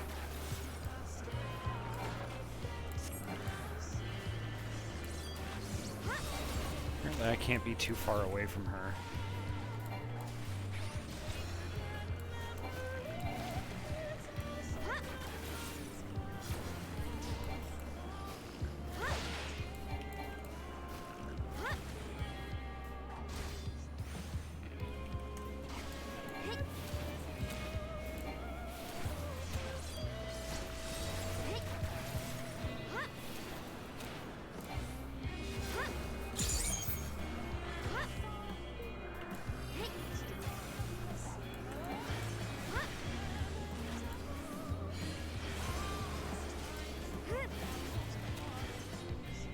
My blade sings!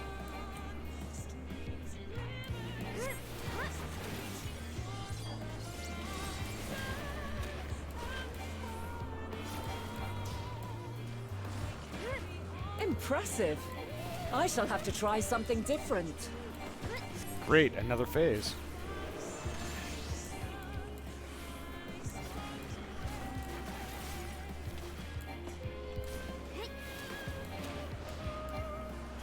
No quarter.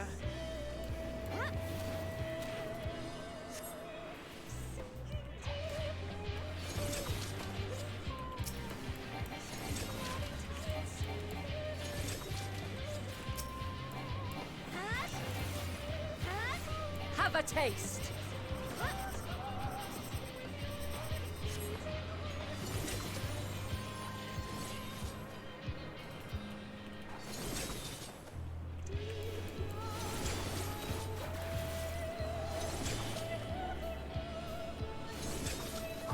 Fuck.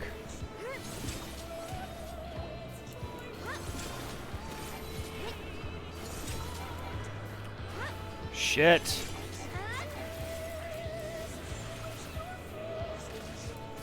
I see you won't be easily overcome, but neither will I. That much is apparent.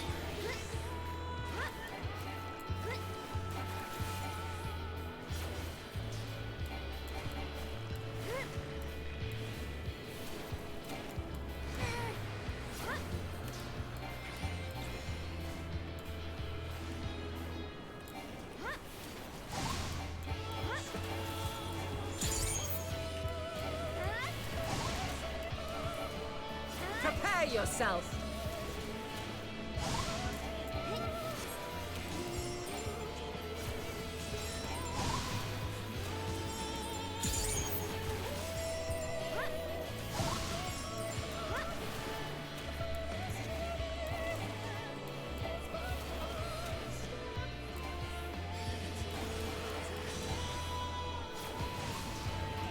That was bullshit.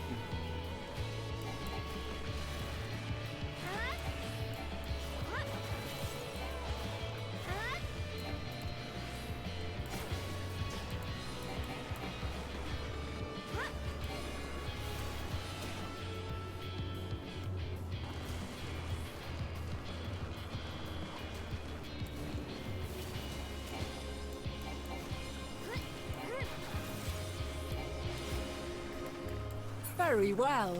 Let us move to the final trial.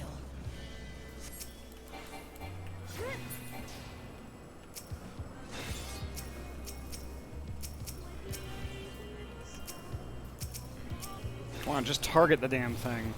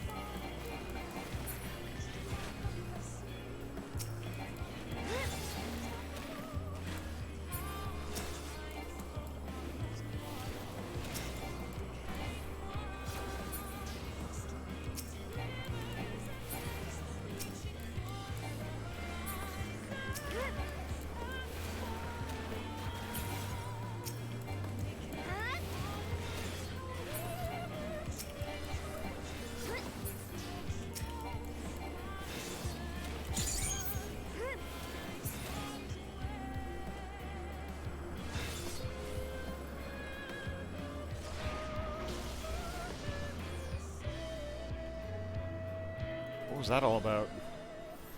Break your chains, shed your burdens, and show me your strength of will!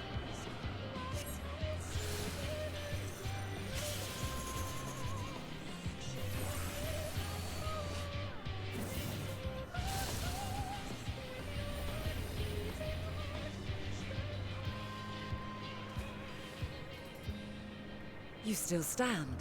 The people of your time are more resilient than I had dared hope. I have seen enough.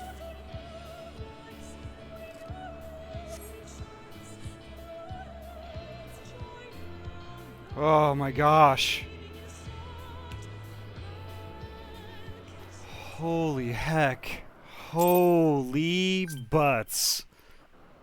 That was just crazy. 'Twas my intent to finish it, but clearly I underestimated you.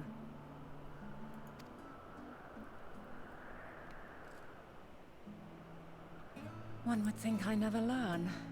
I made the same mistake with Azam when we first sparred. Despite being less than half my age, her strength was astounding. As is yours. 'Tis plain you have weathered considerable hardship.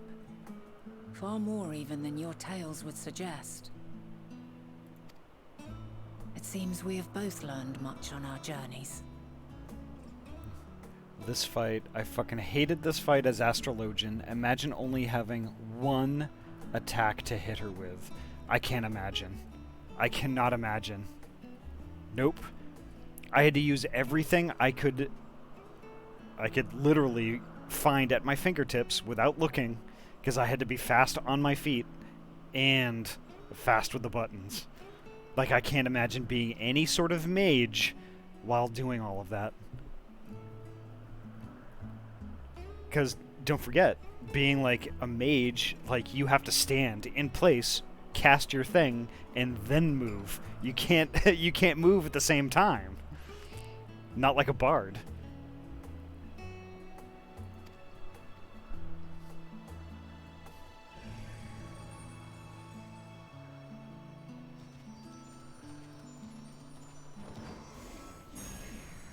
Oh, there we go.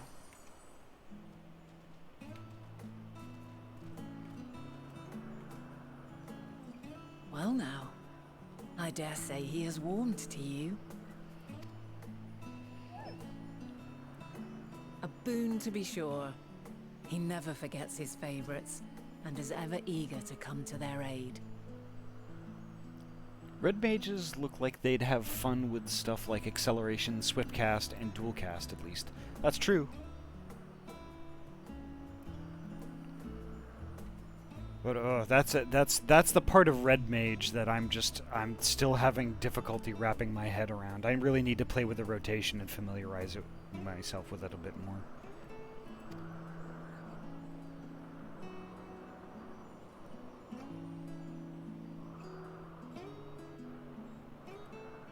And Black Mage has triple cast as well as swift cast, with Firestarter and Thundercloud both being instacast and 0 MP. Okay.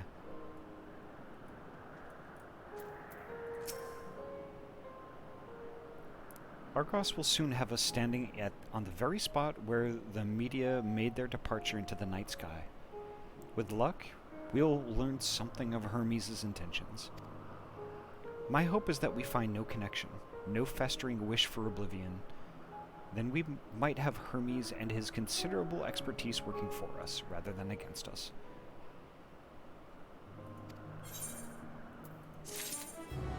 I think we all know how this turns out.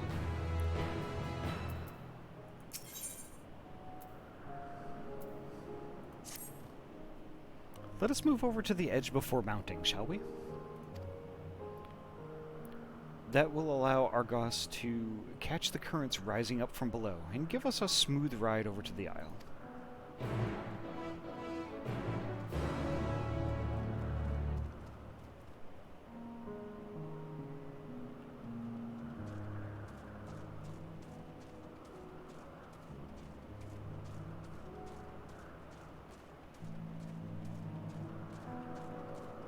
That's a mount I want. I've seen that before.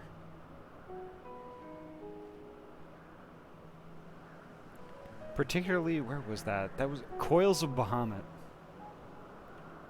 That's a mob from Coils.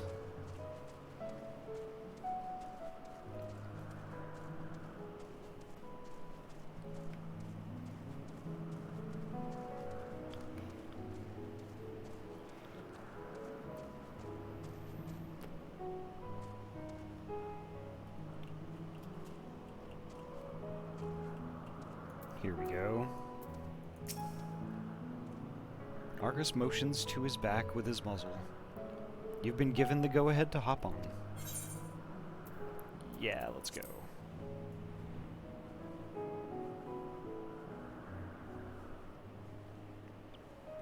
Isn't this pleasant? Argos certainly seems to think so. Ah, look at this place.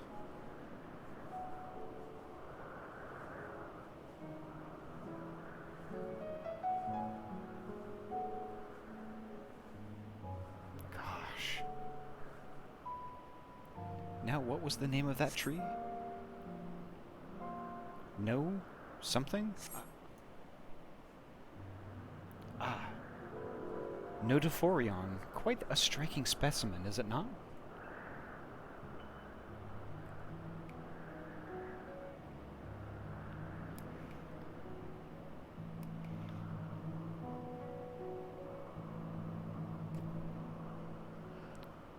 Brace yourself for landing. I wouldn't want you I wouldn't want you tumbling off at the last moment.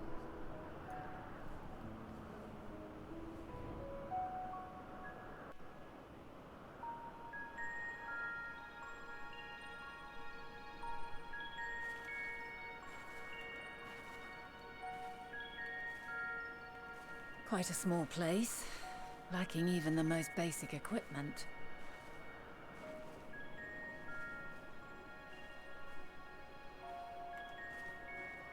The present may yield no clues, but we may yet try perusing the past.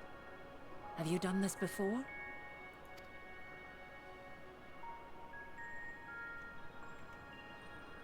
So you cannot control the power freely. Worry not. I shall assist you. Come and stand before me.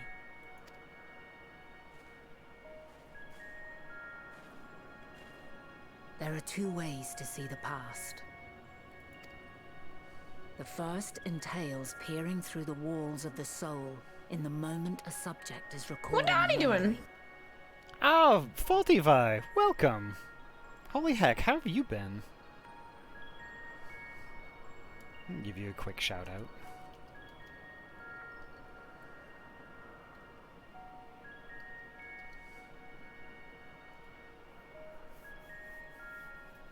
Hope you're doing well. So everyone who is in the chat right now, Faulty Vi is actually a local friendo. I know from PDX Land. Busy, work got me taking the entire weekend of napping to recover. Oh, wow. That's actually kind of a mood.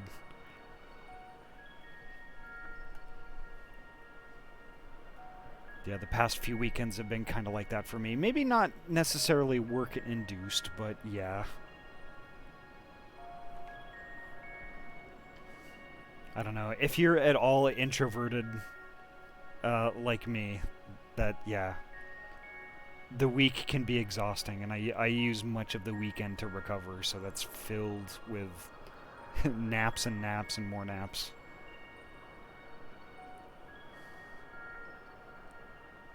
The second requires no subject, and is instead a process of piecing together an event from ripples left in the ambient ether. As memories are etched upon the ether of the soul, so too are they etched upon the ether of the world. In this way can history be preserved. Well, hopefully all the napping kind of rejuvenated you, so to speak.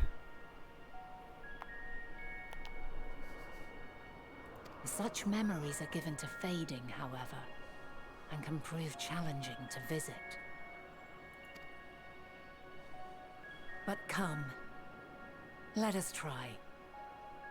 Close your eyes.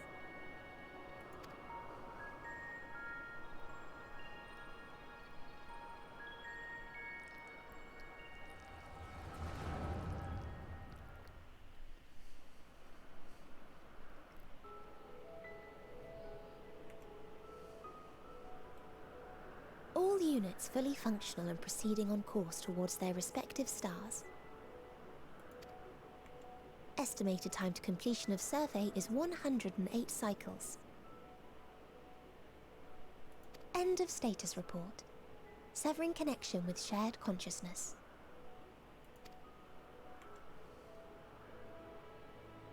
Did you hear that, Hermes? All is well.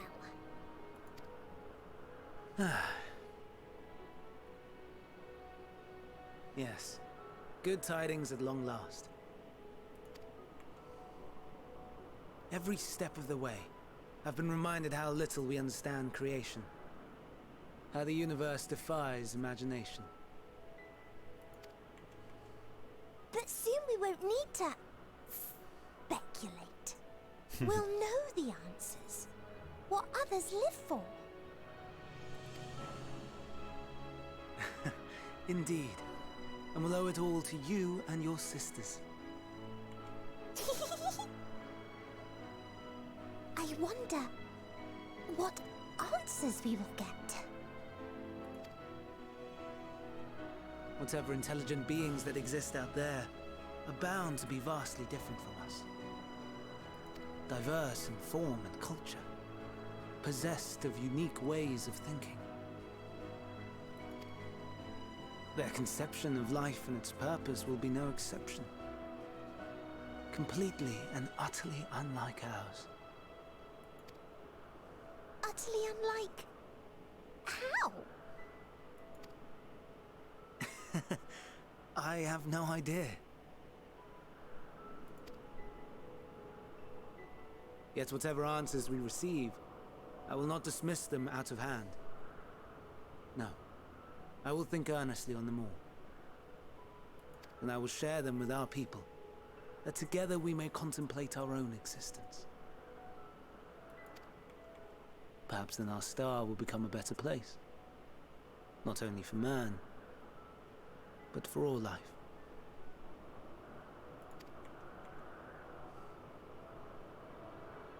Meteon, as though I gave you wings to soar the heavens, I did not teach you how to walk the earth. So loath was I to bind another living being. In the course of your long journey, you will learn from those you meet, learn to walk and run and so much more.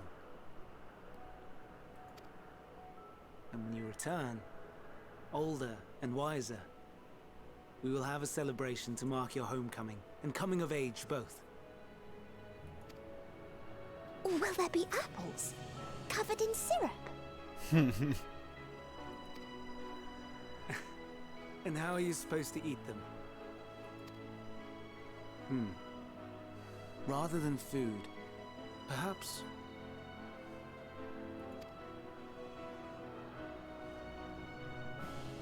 a flower. Yes. Upon your return, I will gift you a beautiful flower.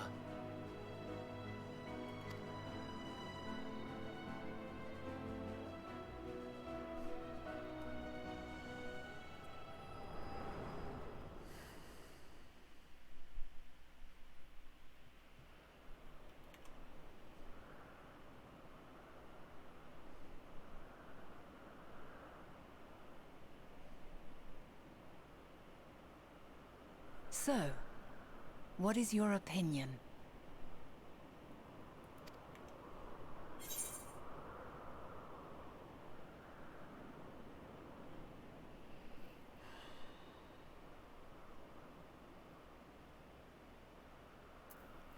Hermes is a gentle soul, and yet...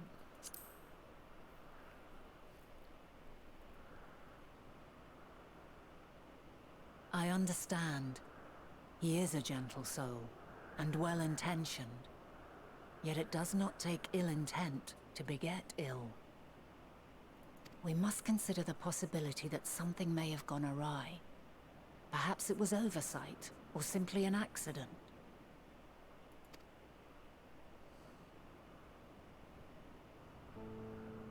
In light of this, I propose that we reveal your tale to Hermes himself.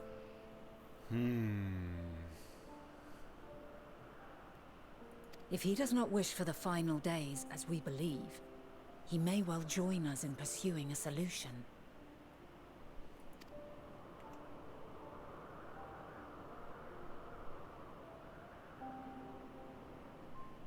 Then it is settled. Let us seek out our friend with all swiftness. 'Twould not do to let such a pure soul be blackened by tragedy.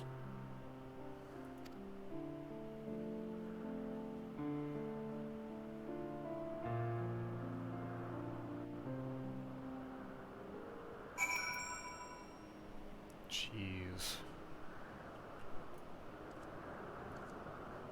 Things are full speed ahead tonight. There are any number of places where Hermes might be in Elpis. But we could do worse than look... We could do worse than to look in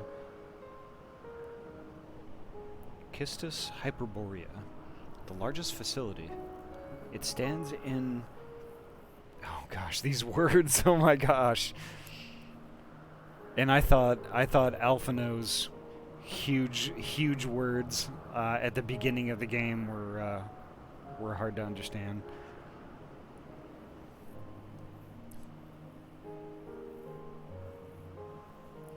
Ethos Celaticos Boreas, the Northern Isle. I wonder, Ahty, for an institution which claims to studiously research every species destined for release into the world, did you not question how they find room for them all on so few islands? The answer lies within Kistis itself. I touched upon the practice before back at the archives, where a vast area is stitched together out of multiple conceptual spaces. The same holds true for the interior of this facility and its magically constructed environs.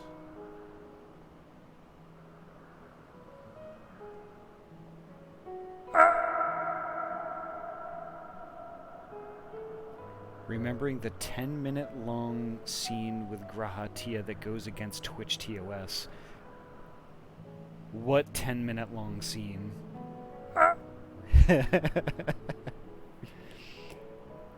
Get hyped for things coming up really soon, Ahty. Oh gosh. I am hyped, but also kind of afraid at the same time. Hopefully that 10-minute scene is something that I've seen already. Oop, I'm getting beamed.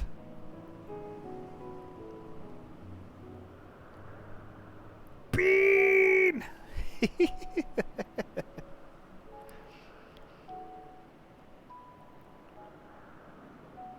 I got off work 3 hours earlier than normal. Is that a good thing?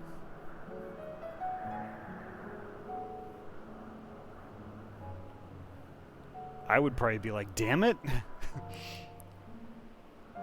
They sent me home because it was really slow. Okay, that's fair. Is this like Slaughterbart's Fest's vast tracts of hyperspace where his people build and store planets? It sounds like it. 'Tis there, within those sprawling habitats, that the Chief Overseer and most of Elpis's observers conduct the bulk of their work.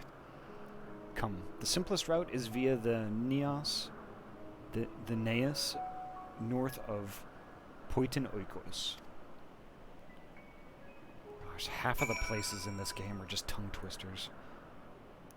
But I will start that journey in just a second, folks. I have to visit the restroom real quick, so BRB. It's just going to be a minute or two.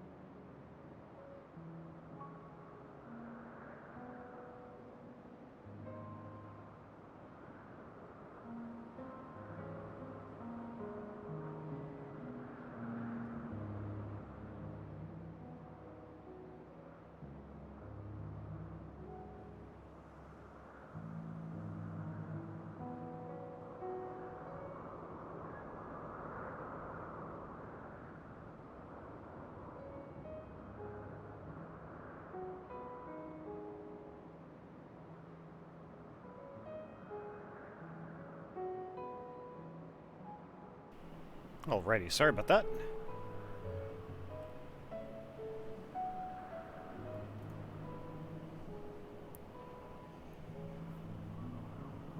Alright, what did I miss? The names probably had to garner no hits on Google search before they could be assigned within the game.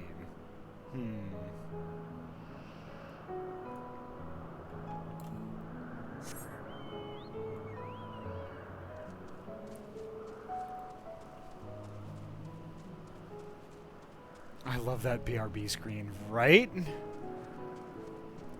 That was something that, oh, I should probably make it disappear, huh? I clicked the wrong thing. There we go. So yeah, that was, that's something that, Fingies, did for me. Just completely by surprise. And I love it. I loved it so much, I was just like, I have to make it just this big thing in my overlay. I love how it's just like a cardboard sign with me penciled on it, and then it's so tall that like the folds of it go over the back of the chair because of my tail.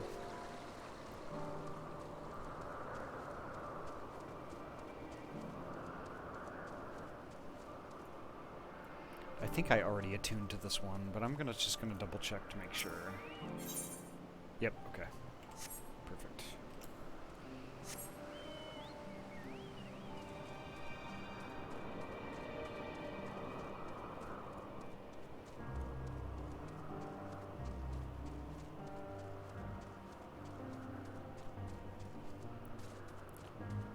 You know how I was saying earlier that I think that, you know, that with Endwalker there is a relative few amount of duties? Well, I think we might be coming up upon one. I think it's gonna be... I think it's gonna be an emotional one. I think that's what they're building up to. Okay, I need to go over here. Yeah.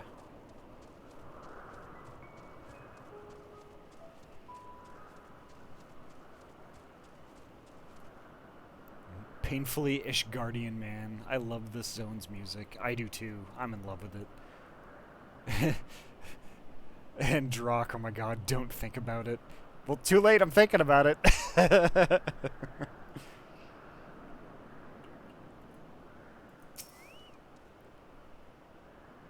This appears to be the teleporter Vana told you about. Motes of light yet hang in the air, suggesting the device was but recently activated. Yeah, let's go.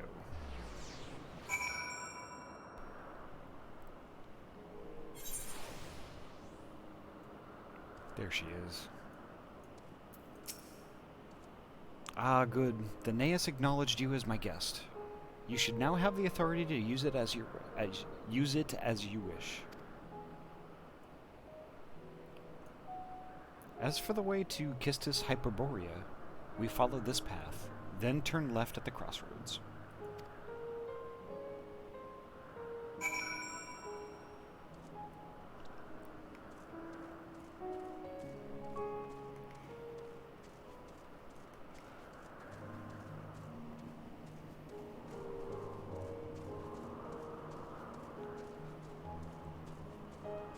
Kinda curious, how have you handled dungeons between Shadowbringers and now?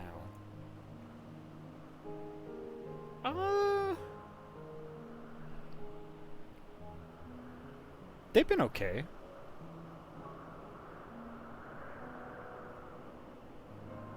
Mostly I think that, you know, folks who are more knowledgeable and have been playing this game a whole lot longer than I have tend to carry me in those instances. But it's been okay. Why do you ask?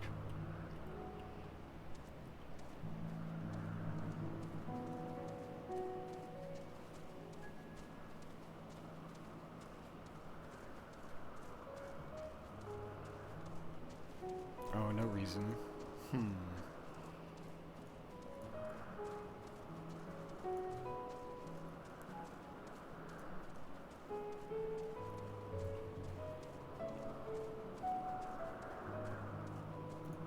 So mostly through playing Final Fantasy. Like, I've had lots of folks, like, in the stream, like, like, want to, pop in on duties and things like that. Like, I guess just to play them again, or, like, they want to help out and stuff like that, which I am eternally grateful for. And the invitation is always open. So when a duty pops up and somebody in the chat, whoever it is, if they would like to participate, the offer is always open.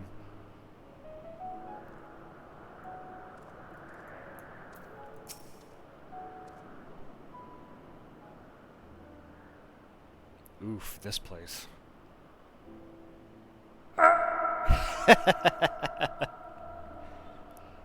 Thank you, Toes, for that. The sound.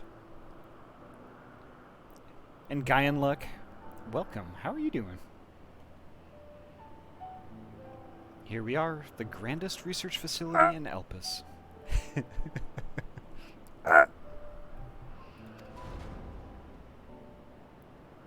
And it's bigger on the inside. Yes, it is. We should head inside and ask for Hermes' whereabouts.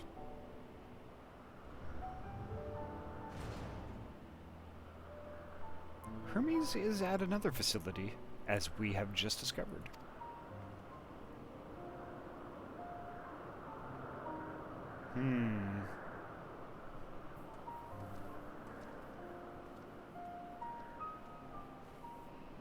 Furthermore, we've confirmed that his studies into Dynamis, as well as his creation of Medion, were entirely private pursuits. Oh boy, oh boy, oh boy, oh boy. No one else we spoke with appeared to possess the chief's depth of knowledge on the subject. Neither did we hear any tales of stolen research. Which means that if Hermes himself harbors no desire to bring down an apocalypse, then he might be recruited to help prevent one. Or so saith the illustrious Emetzelk.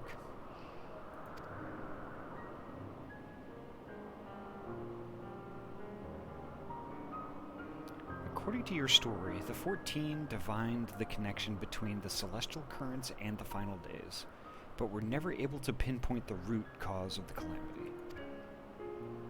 With our people's greatest minds, not to mention Hythlodaeus' sharp eyes, committed to the pursuit of a solution, such an outcome seems inconceivable. The only possible explanation is if the nature of the catalyst was so inexplicable that even we failed to perceive it. And what better fits that description than the invisible, intangible Dynamis? Which in turn leads us to our next question. How did Hermes, in his role as Fandaniel, not recognize the subject of his own research? We must assume that he either knew and was unable to help, or that he was otherwise prevented from identifying the cause in the first place. At this juncture, all we can do is speculate. Tell me that mask doesn't look like bacon. Ahty, it looks like bacon. It's a bacon mask. I mean, look at it. To be clear, the Convocation does not tolerate acts of deception or malice. We are practiced at perceiving truth, and would have known that had Fandaniel lied to us. I have a friend who gushes over Estinian. Is there anything I can do to save them from that fate? And is one of these Estinian? I can't tell because my internet connection is being a potato. No, actually, Estinian is from our timeline. I'm sure your friend has gushed from time to time how Estinian, rides on dragonback and has this giant lance and stuff like that. Well, yeah. Estinian is one of my favorites too. He's broody and aloofish and kind of an oaf. And I love him. Hermes has no conscious wish for the world to end. Of that I am certain. No saving her then. No, the thing is though, I mean, at where I'm in the story, where I am in the story, nothing has happened to Estinian, and actually, Estinian is a him.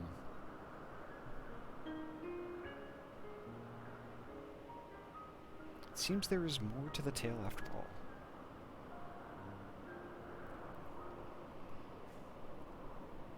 We conducted an investigation of our own, you see.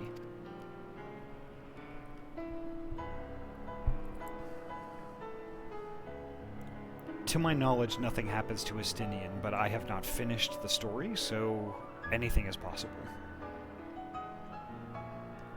How comforting. We seem to have reached the exact same conclusion. I see no reason to delay further. 'Tis time we brought Hermes into the fold, as it were. Thank you for understanding.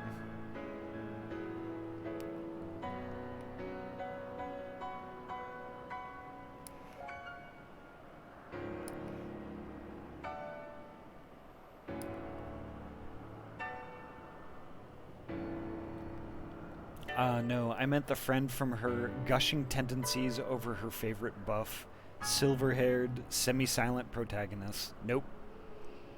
There's no saving. None. She's doomed.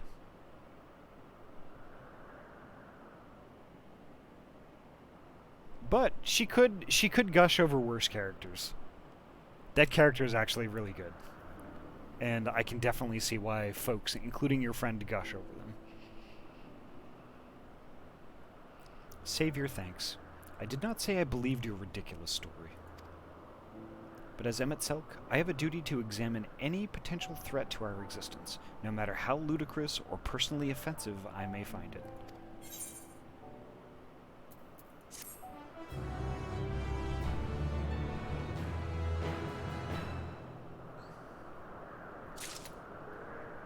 Oh, you'll know when you see Estinian is on screen, because it is literally impossible to see Estinian without his spear, right?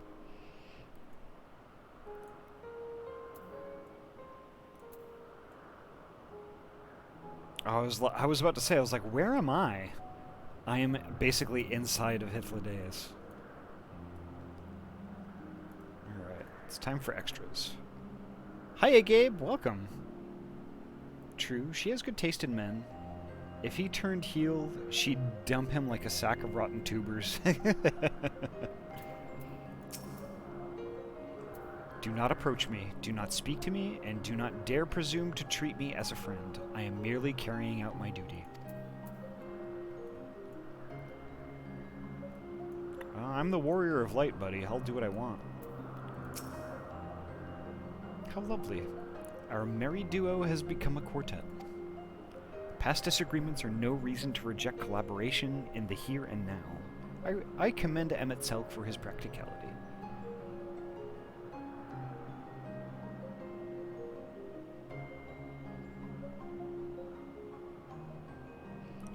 I've never noticed that line from Emmett Selk. That is a fucking based line.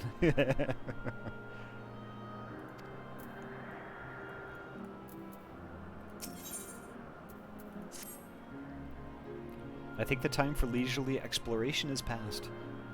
If I might have a moment to adjust my vision. There he is. On the next aisle over, Medion is with him.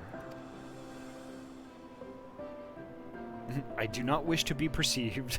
Emmett Selk. Hermes appears to be in the midst of an observational study, but I suggest we hurry over before they venture elsewhere. Head straight down the path. We can teleport to Mesopsis Euros from the device at the bottom of the slope.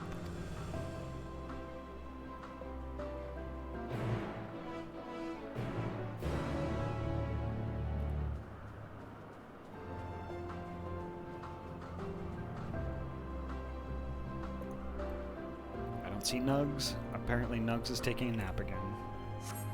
Wake up, Nugs. we have work to do.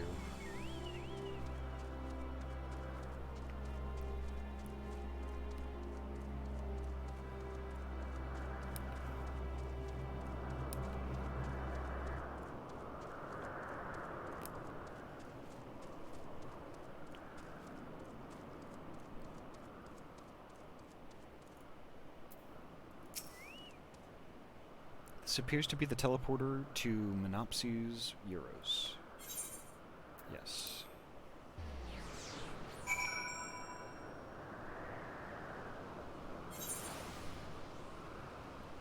There we go. Ah, extras before I do that. Monopsius Euros is interesting in that it is the only region in Elpis which lacks a researcher hub. This is largely due to the nature of its observational sites, within which they let loose creatures anticipated to be unruly and dangerous. I have also heard tell that the area is kept deliberately sparse in the event that, well, let us say that no one should live near the naos, which provides access to a certain facility.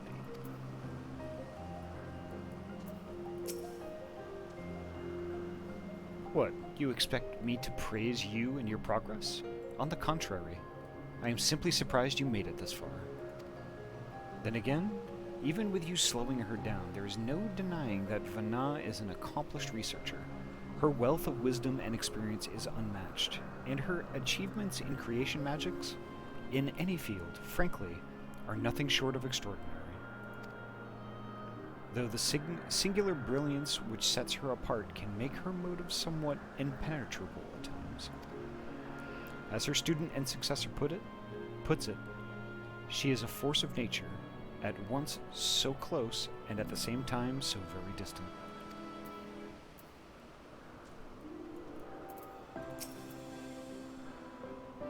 They are close by, within the Hungering Gardens. That would be the circular enclosure you see just up ahead.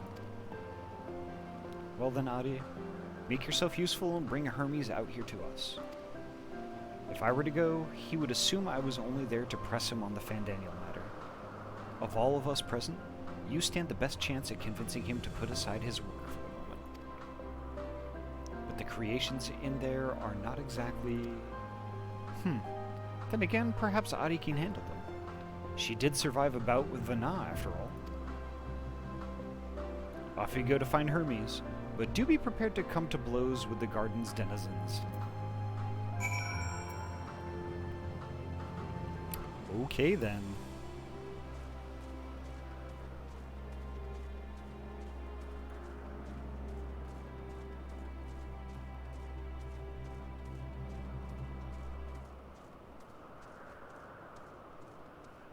Let's go... Uh-oh. What is that off to the... What is that?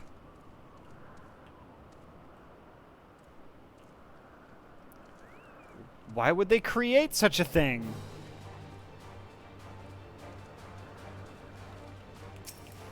Oh, it already perceived me.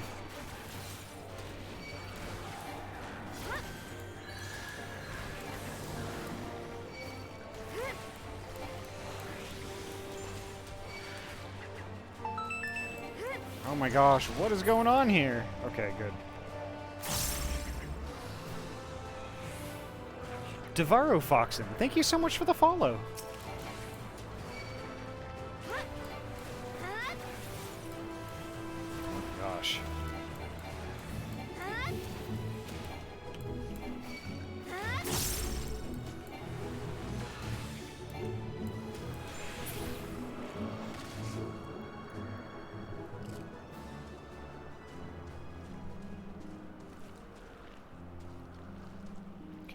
I'm supposed to find him in here somewhere.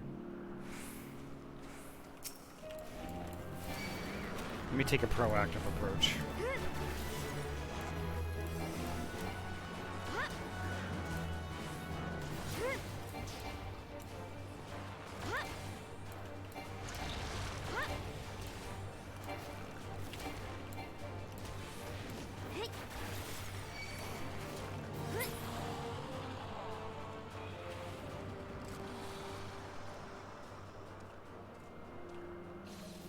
gosh, why would he be in here?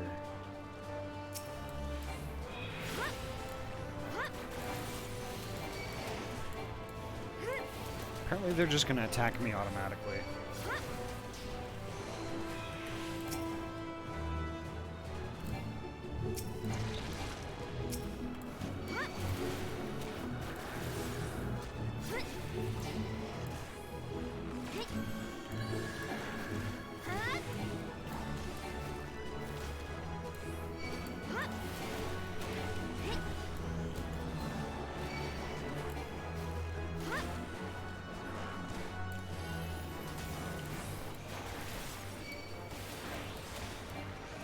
What the Ahty doing?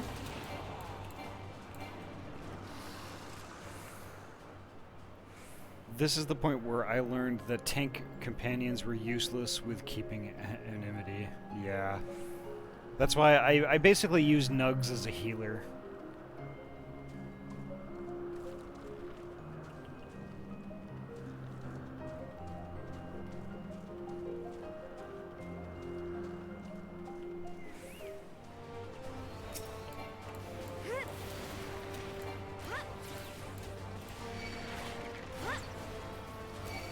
Great, 2 at once. Awesome. I can handle it.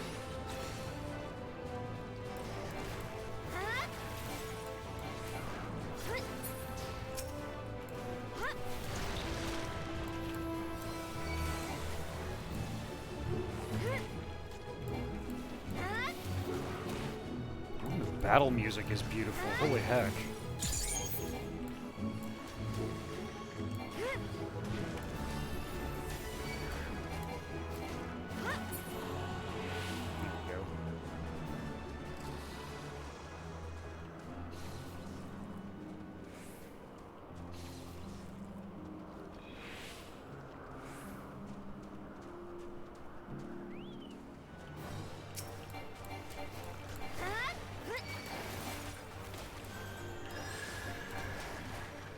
Why would they create shit like this?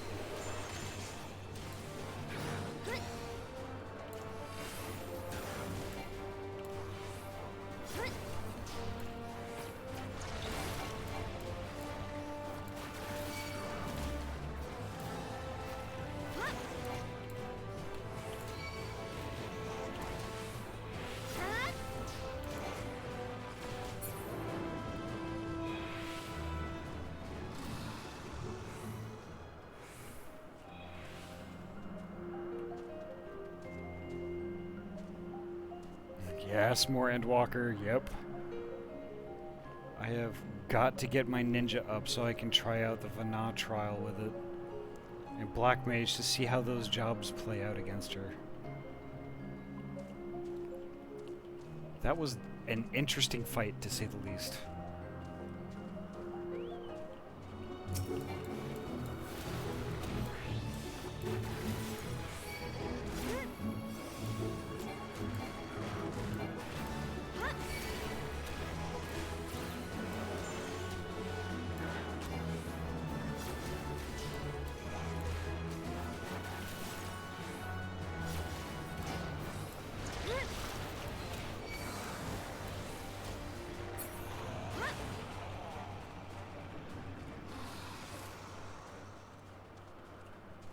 Kinda wondering where this dude is.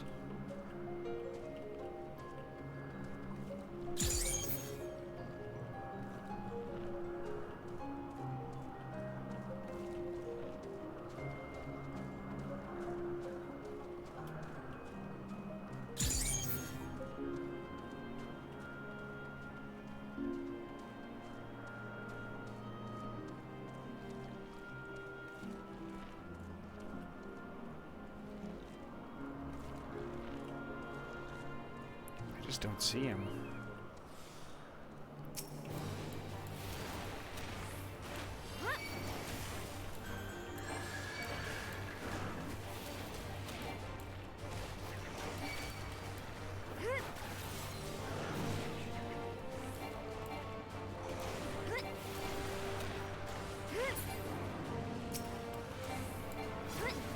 Now for the Medusa.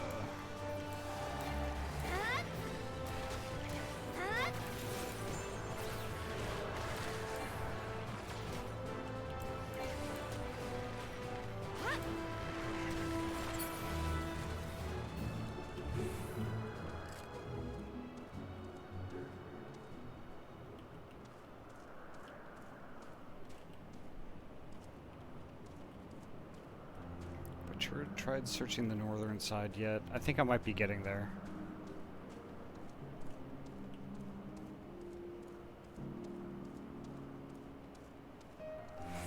So obviously he's not here, so...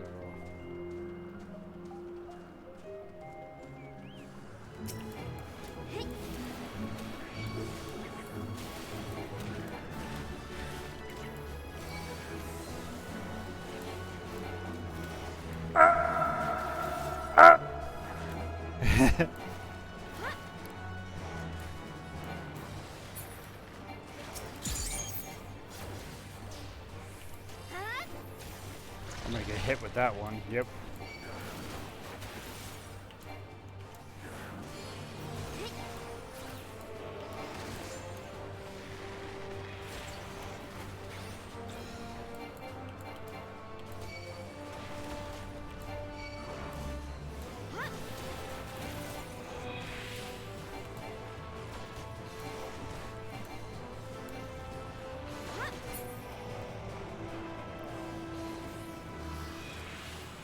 There we go.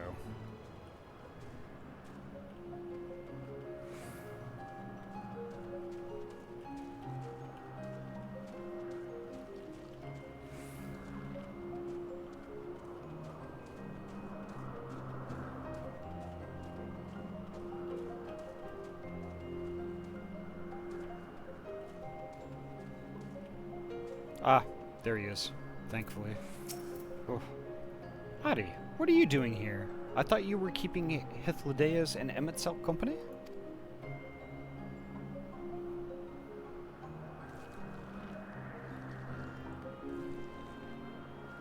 Trying to remember seeing them, but it's legitimately failing to remember. Yeah, no worries. They were on the northern side. I think they're kind of tucked behind a planter here or something. I also forgot exactly where. Yeah, they ended up being like on the northeastern side, right around right on the backside of this rock.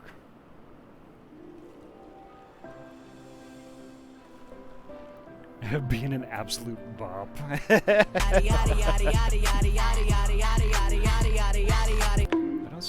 also don't know if it's randomized or not. It seems like it would be one of those things that would be an important matter and related to my decision on Fandaniel, you say? Then yes, I will come. As soon as my work here is finished. It will not be long, I promise. But you should really wait outside the garden with the others. This is no place for idle exploration. Alright, that's fair. Time to go. I mean, this place is fun and all, but, like, I think I've had my fill of weird jelly flowers with tons of mouths and horns. No. They want to snack on me, and I don't like it. No, sir, I don't like it.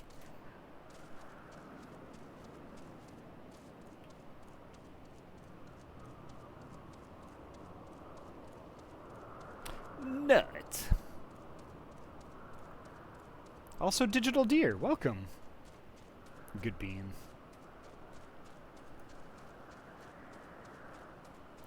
Alright, extras. What is that ghastly odor? Oh, he says I'm smelly. He doesn't like me anymore. Not a fan of tentacles.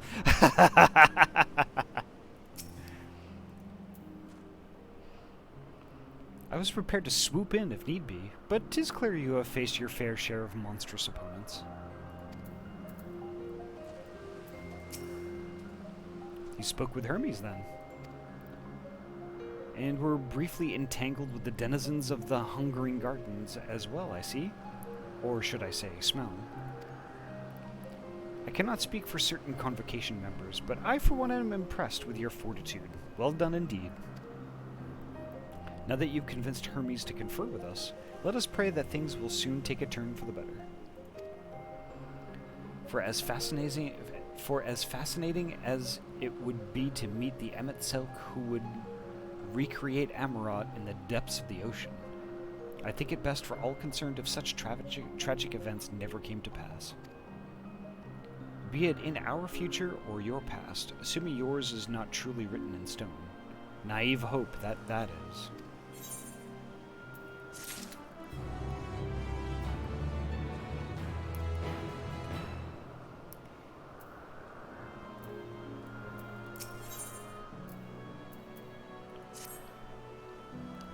Hermes said he would not be long, yes? Then we shall wait here until he emerges.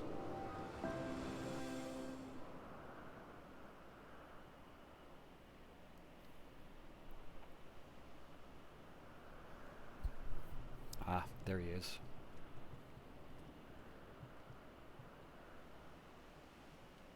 My apologies for keeping you waiting. I understand there is a matter you wish to discuss. Aye. A matter of the utmost gravity. If one can suspend disbelief. Go on then. Tell him what you told us. Who you are and why you came. Ooh, he is not in a good mood.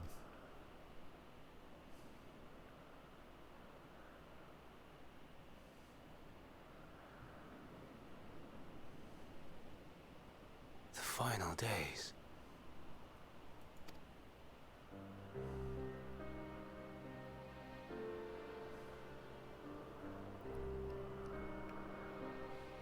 The phenomena observed during these star-encompassing calamities is likely the product of a dynamis reaction. And none is more versed in the applications of this energy than you, Hermes. I must stress that we do not believe you would desire such destruction. We come not to lodge accusations, but to beg your wisdom. And so, distressing though the exercise may be, I ask that you share with us your opinion on the matter, on the assumption that our visitor's tale is true. Even you, Vana.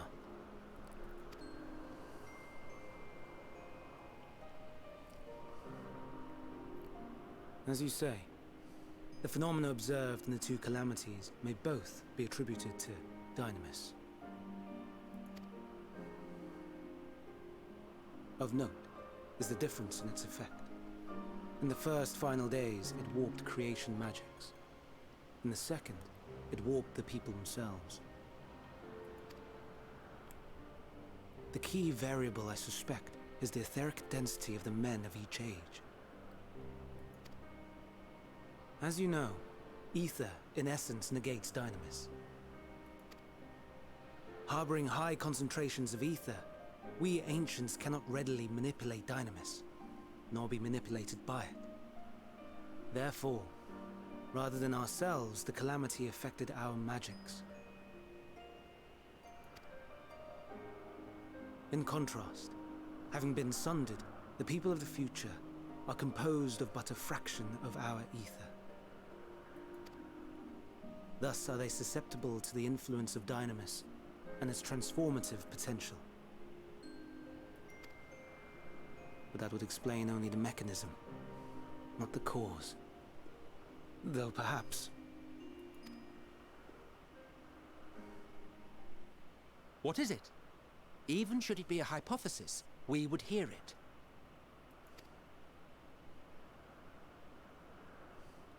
Dynamis is an energy put in motion by feelings. Feelings for which there must first exist a source. A source to which the victims must be attuned. One that harbors the selfsame negative emotions. Elsewise it could not be the agent of such extreme change.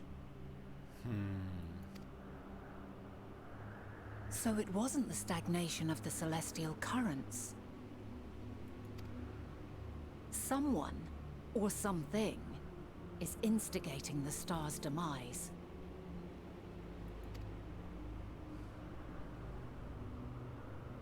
So, we've a villain on our hands after all. Any idea who or what it could be?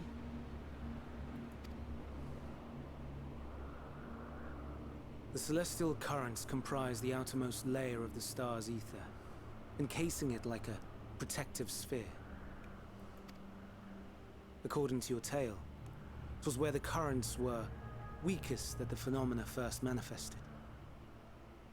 If the inciting factor came from without Aetheris, then its effects would first be seen in those locations.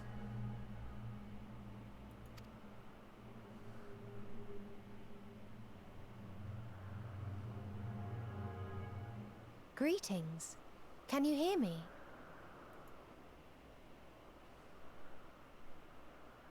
Do not be alarmed. I mean you no harm. What?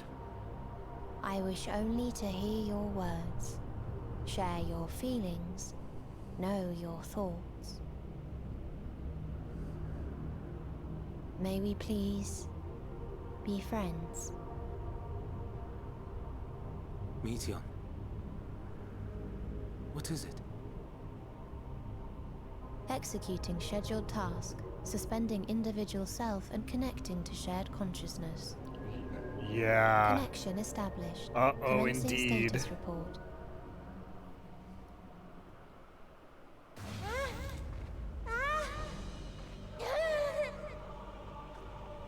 It hurts, it hurts. It hurts. So hot, so cold, so sad. I don't understand. Make it stop. Please, make it stop. Steady, Meteion. Steady. So scared, so lonely. The pain, it's too much. Why? Why do we? They hurt. Oh no. Hate. This is wrong. All wrong. She's gone? But how? What the heckin' heck is going on here? She has altered her etheric density in order to blend in with her surroundings, an ability for avoiding confrontation.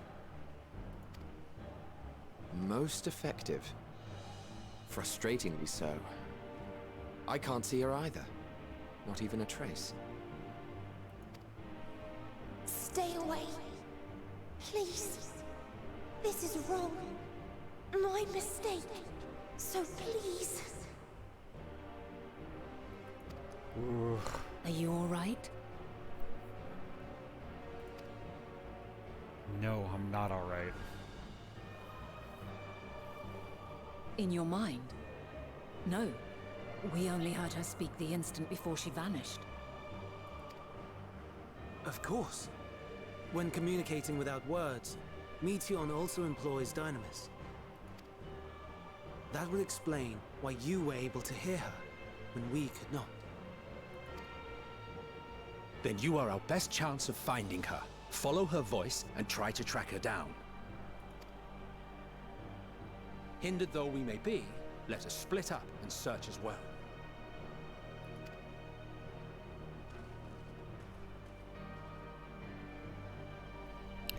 Drock, let me ask you a question.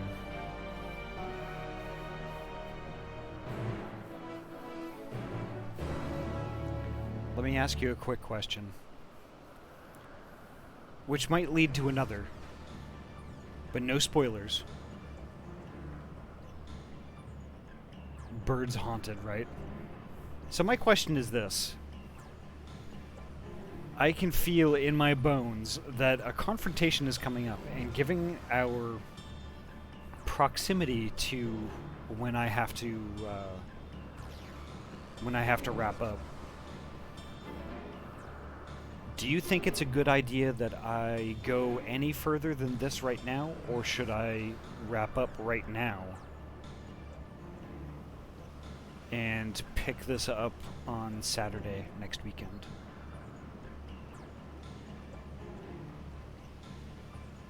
Because it definitely seems like there is a duty, like, right around the corner, and I do not have time for that.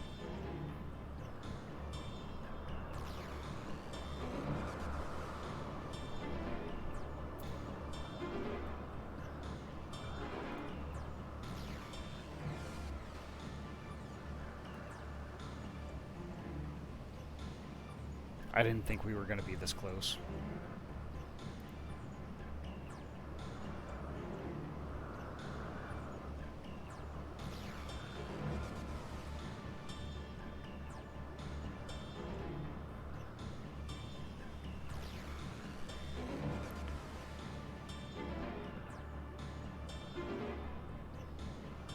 Yeah, now would be a good time to close out on, since a lot of stuff is about to happen. Okay. Thank you, Drock. I appreciate it. Alright, folks. I think like, right now is going to be a good time to wrap up, because like if I go any further, I'm going to have to keep going and going and going, and I have work very early in the morning. And I think right now, yeah, I think it's a good idea. So let's find somebody to raid here. Who do we got?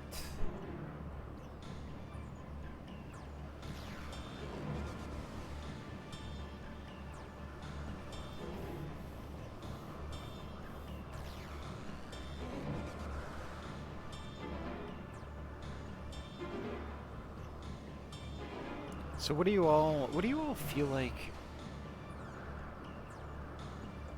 What do you all feel like watching tonight? There's a friendo who's playing Kirby right now, Kirby in the Forgotten Land. There's Elden Ring.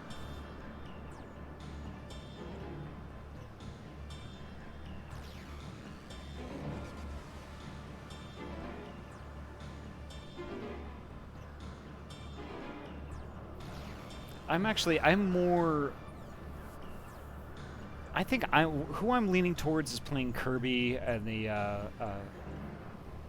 is playing Kirby right now, and it's actually somebody who I have never raided before. Ah, gotcha, Guyan. Okay. So a friend of Tim.K. A friend who I met through Tim.K. Named Trans Queen of Salt is playing Kirby in the Forgotten.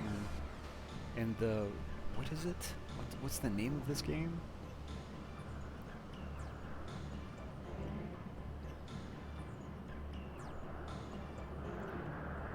Well, it's the newest Kirby game. So yeah, let's go visit her. Actually, that'll be pretty fun. Let's see. Sorry if I seem a little distracted. I'm just with that cutscene. That cutscene really derailed me.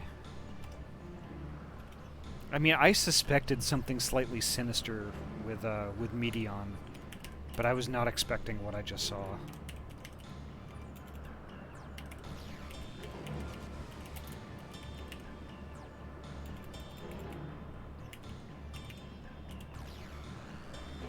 Alright, there we go. So please stick around for the raid. Please, please, please. This is a person that I've never raided before, and they just seemed like just pretty awesome. I've only really chatted with them when they've been co-streaming with Tim, and Tim is a good dude too. So like, I think y'all will be. I think it'll be fun for y'all. So as for me, I think that's going to do it for me tonight. I'm gonna crawl in the bed after eating some dinner, but I'll be hanging around in the stream that we raid into for a little bit. The next time I'm going to be streaming is actually Tuesday, 6 p.m. PST. We're going to be playing some more Xenoblade Chronicles. Y'all can watch me be only slightly bad at a controller game. But until then, have a great start to your week, and I'm going to be looking forward to Tuesday. Alrighty, take care, folks. Have a great night. Thank you all for coming by, and thank you for all the support y'all give me. I mean, it means a lot, and I love sharing this sort of stuff with you. Alrighty, take care, folks. Have a great night.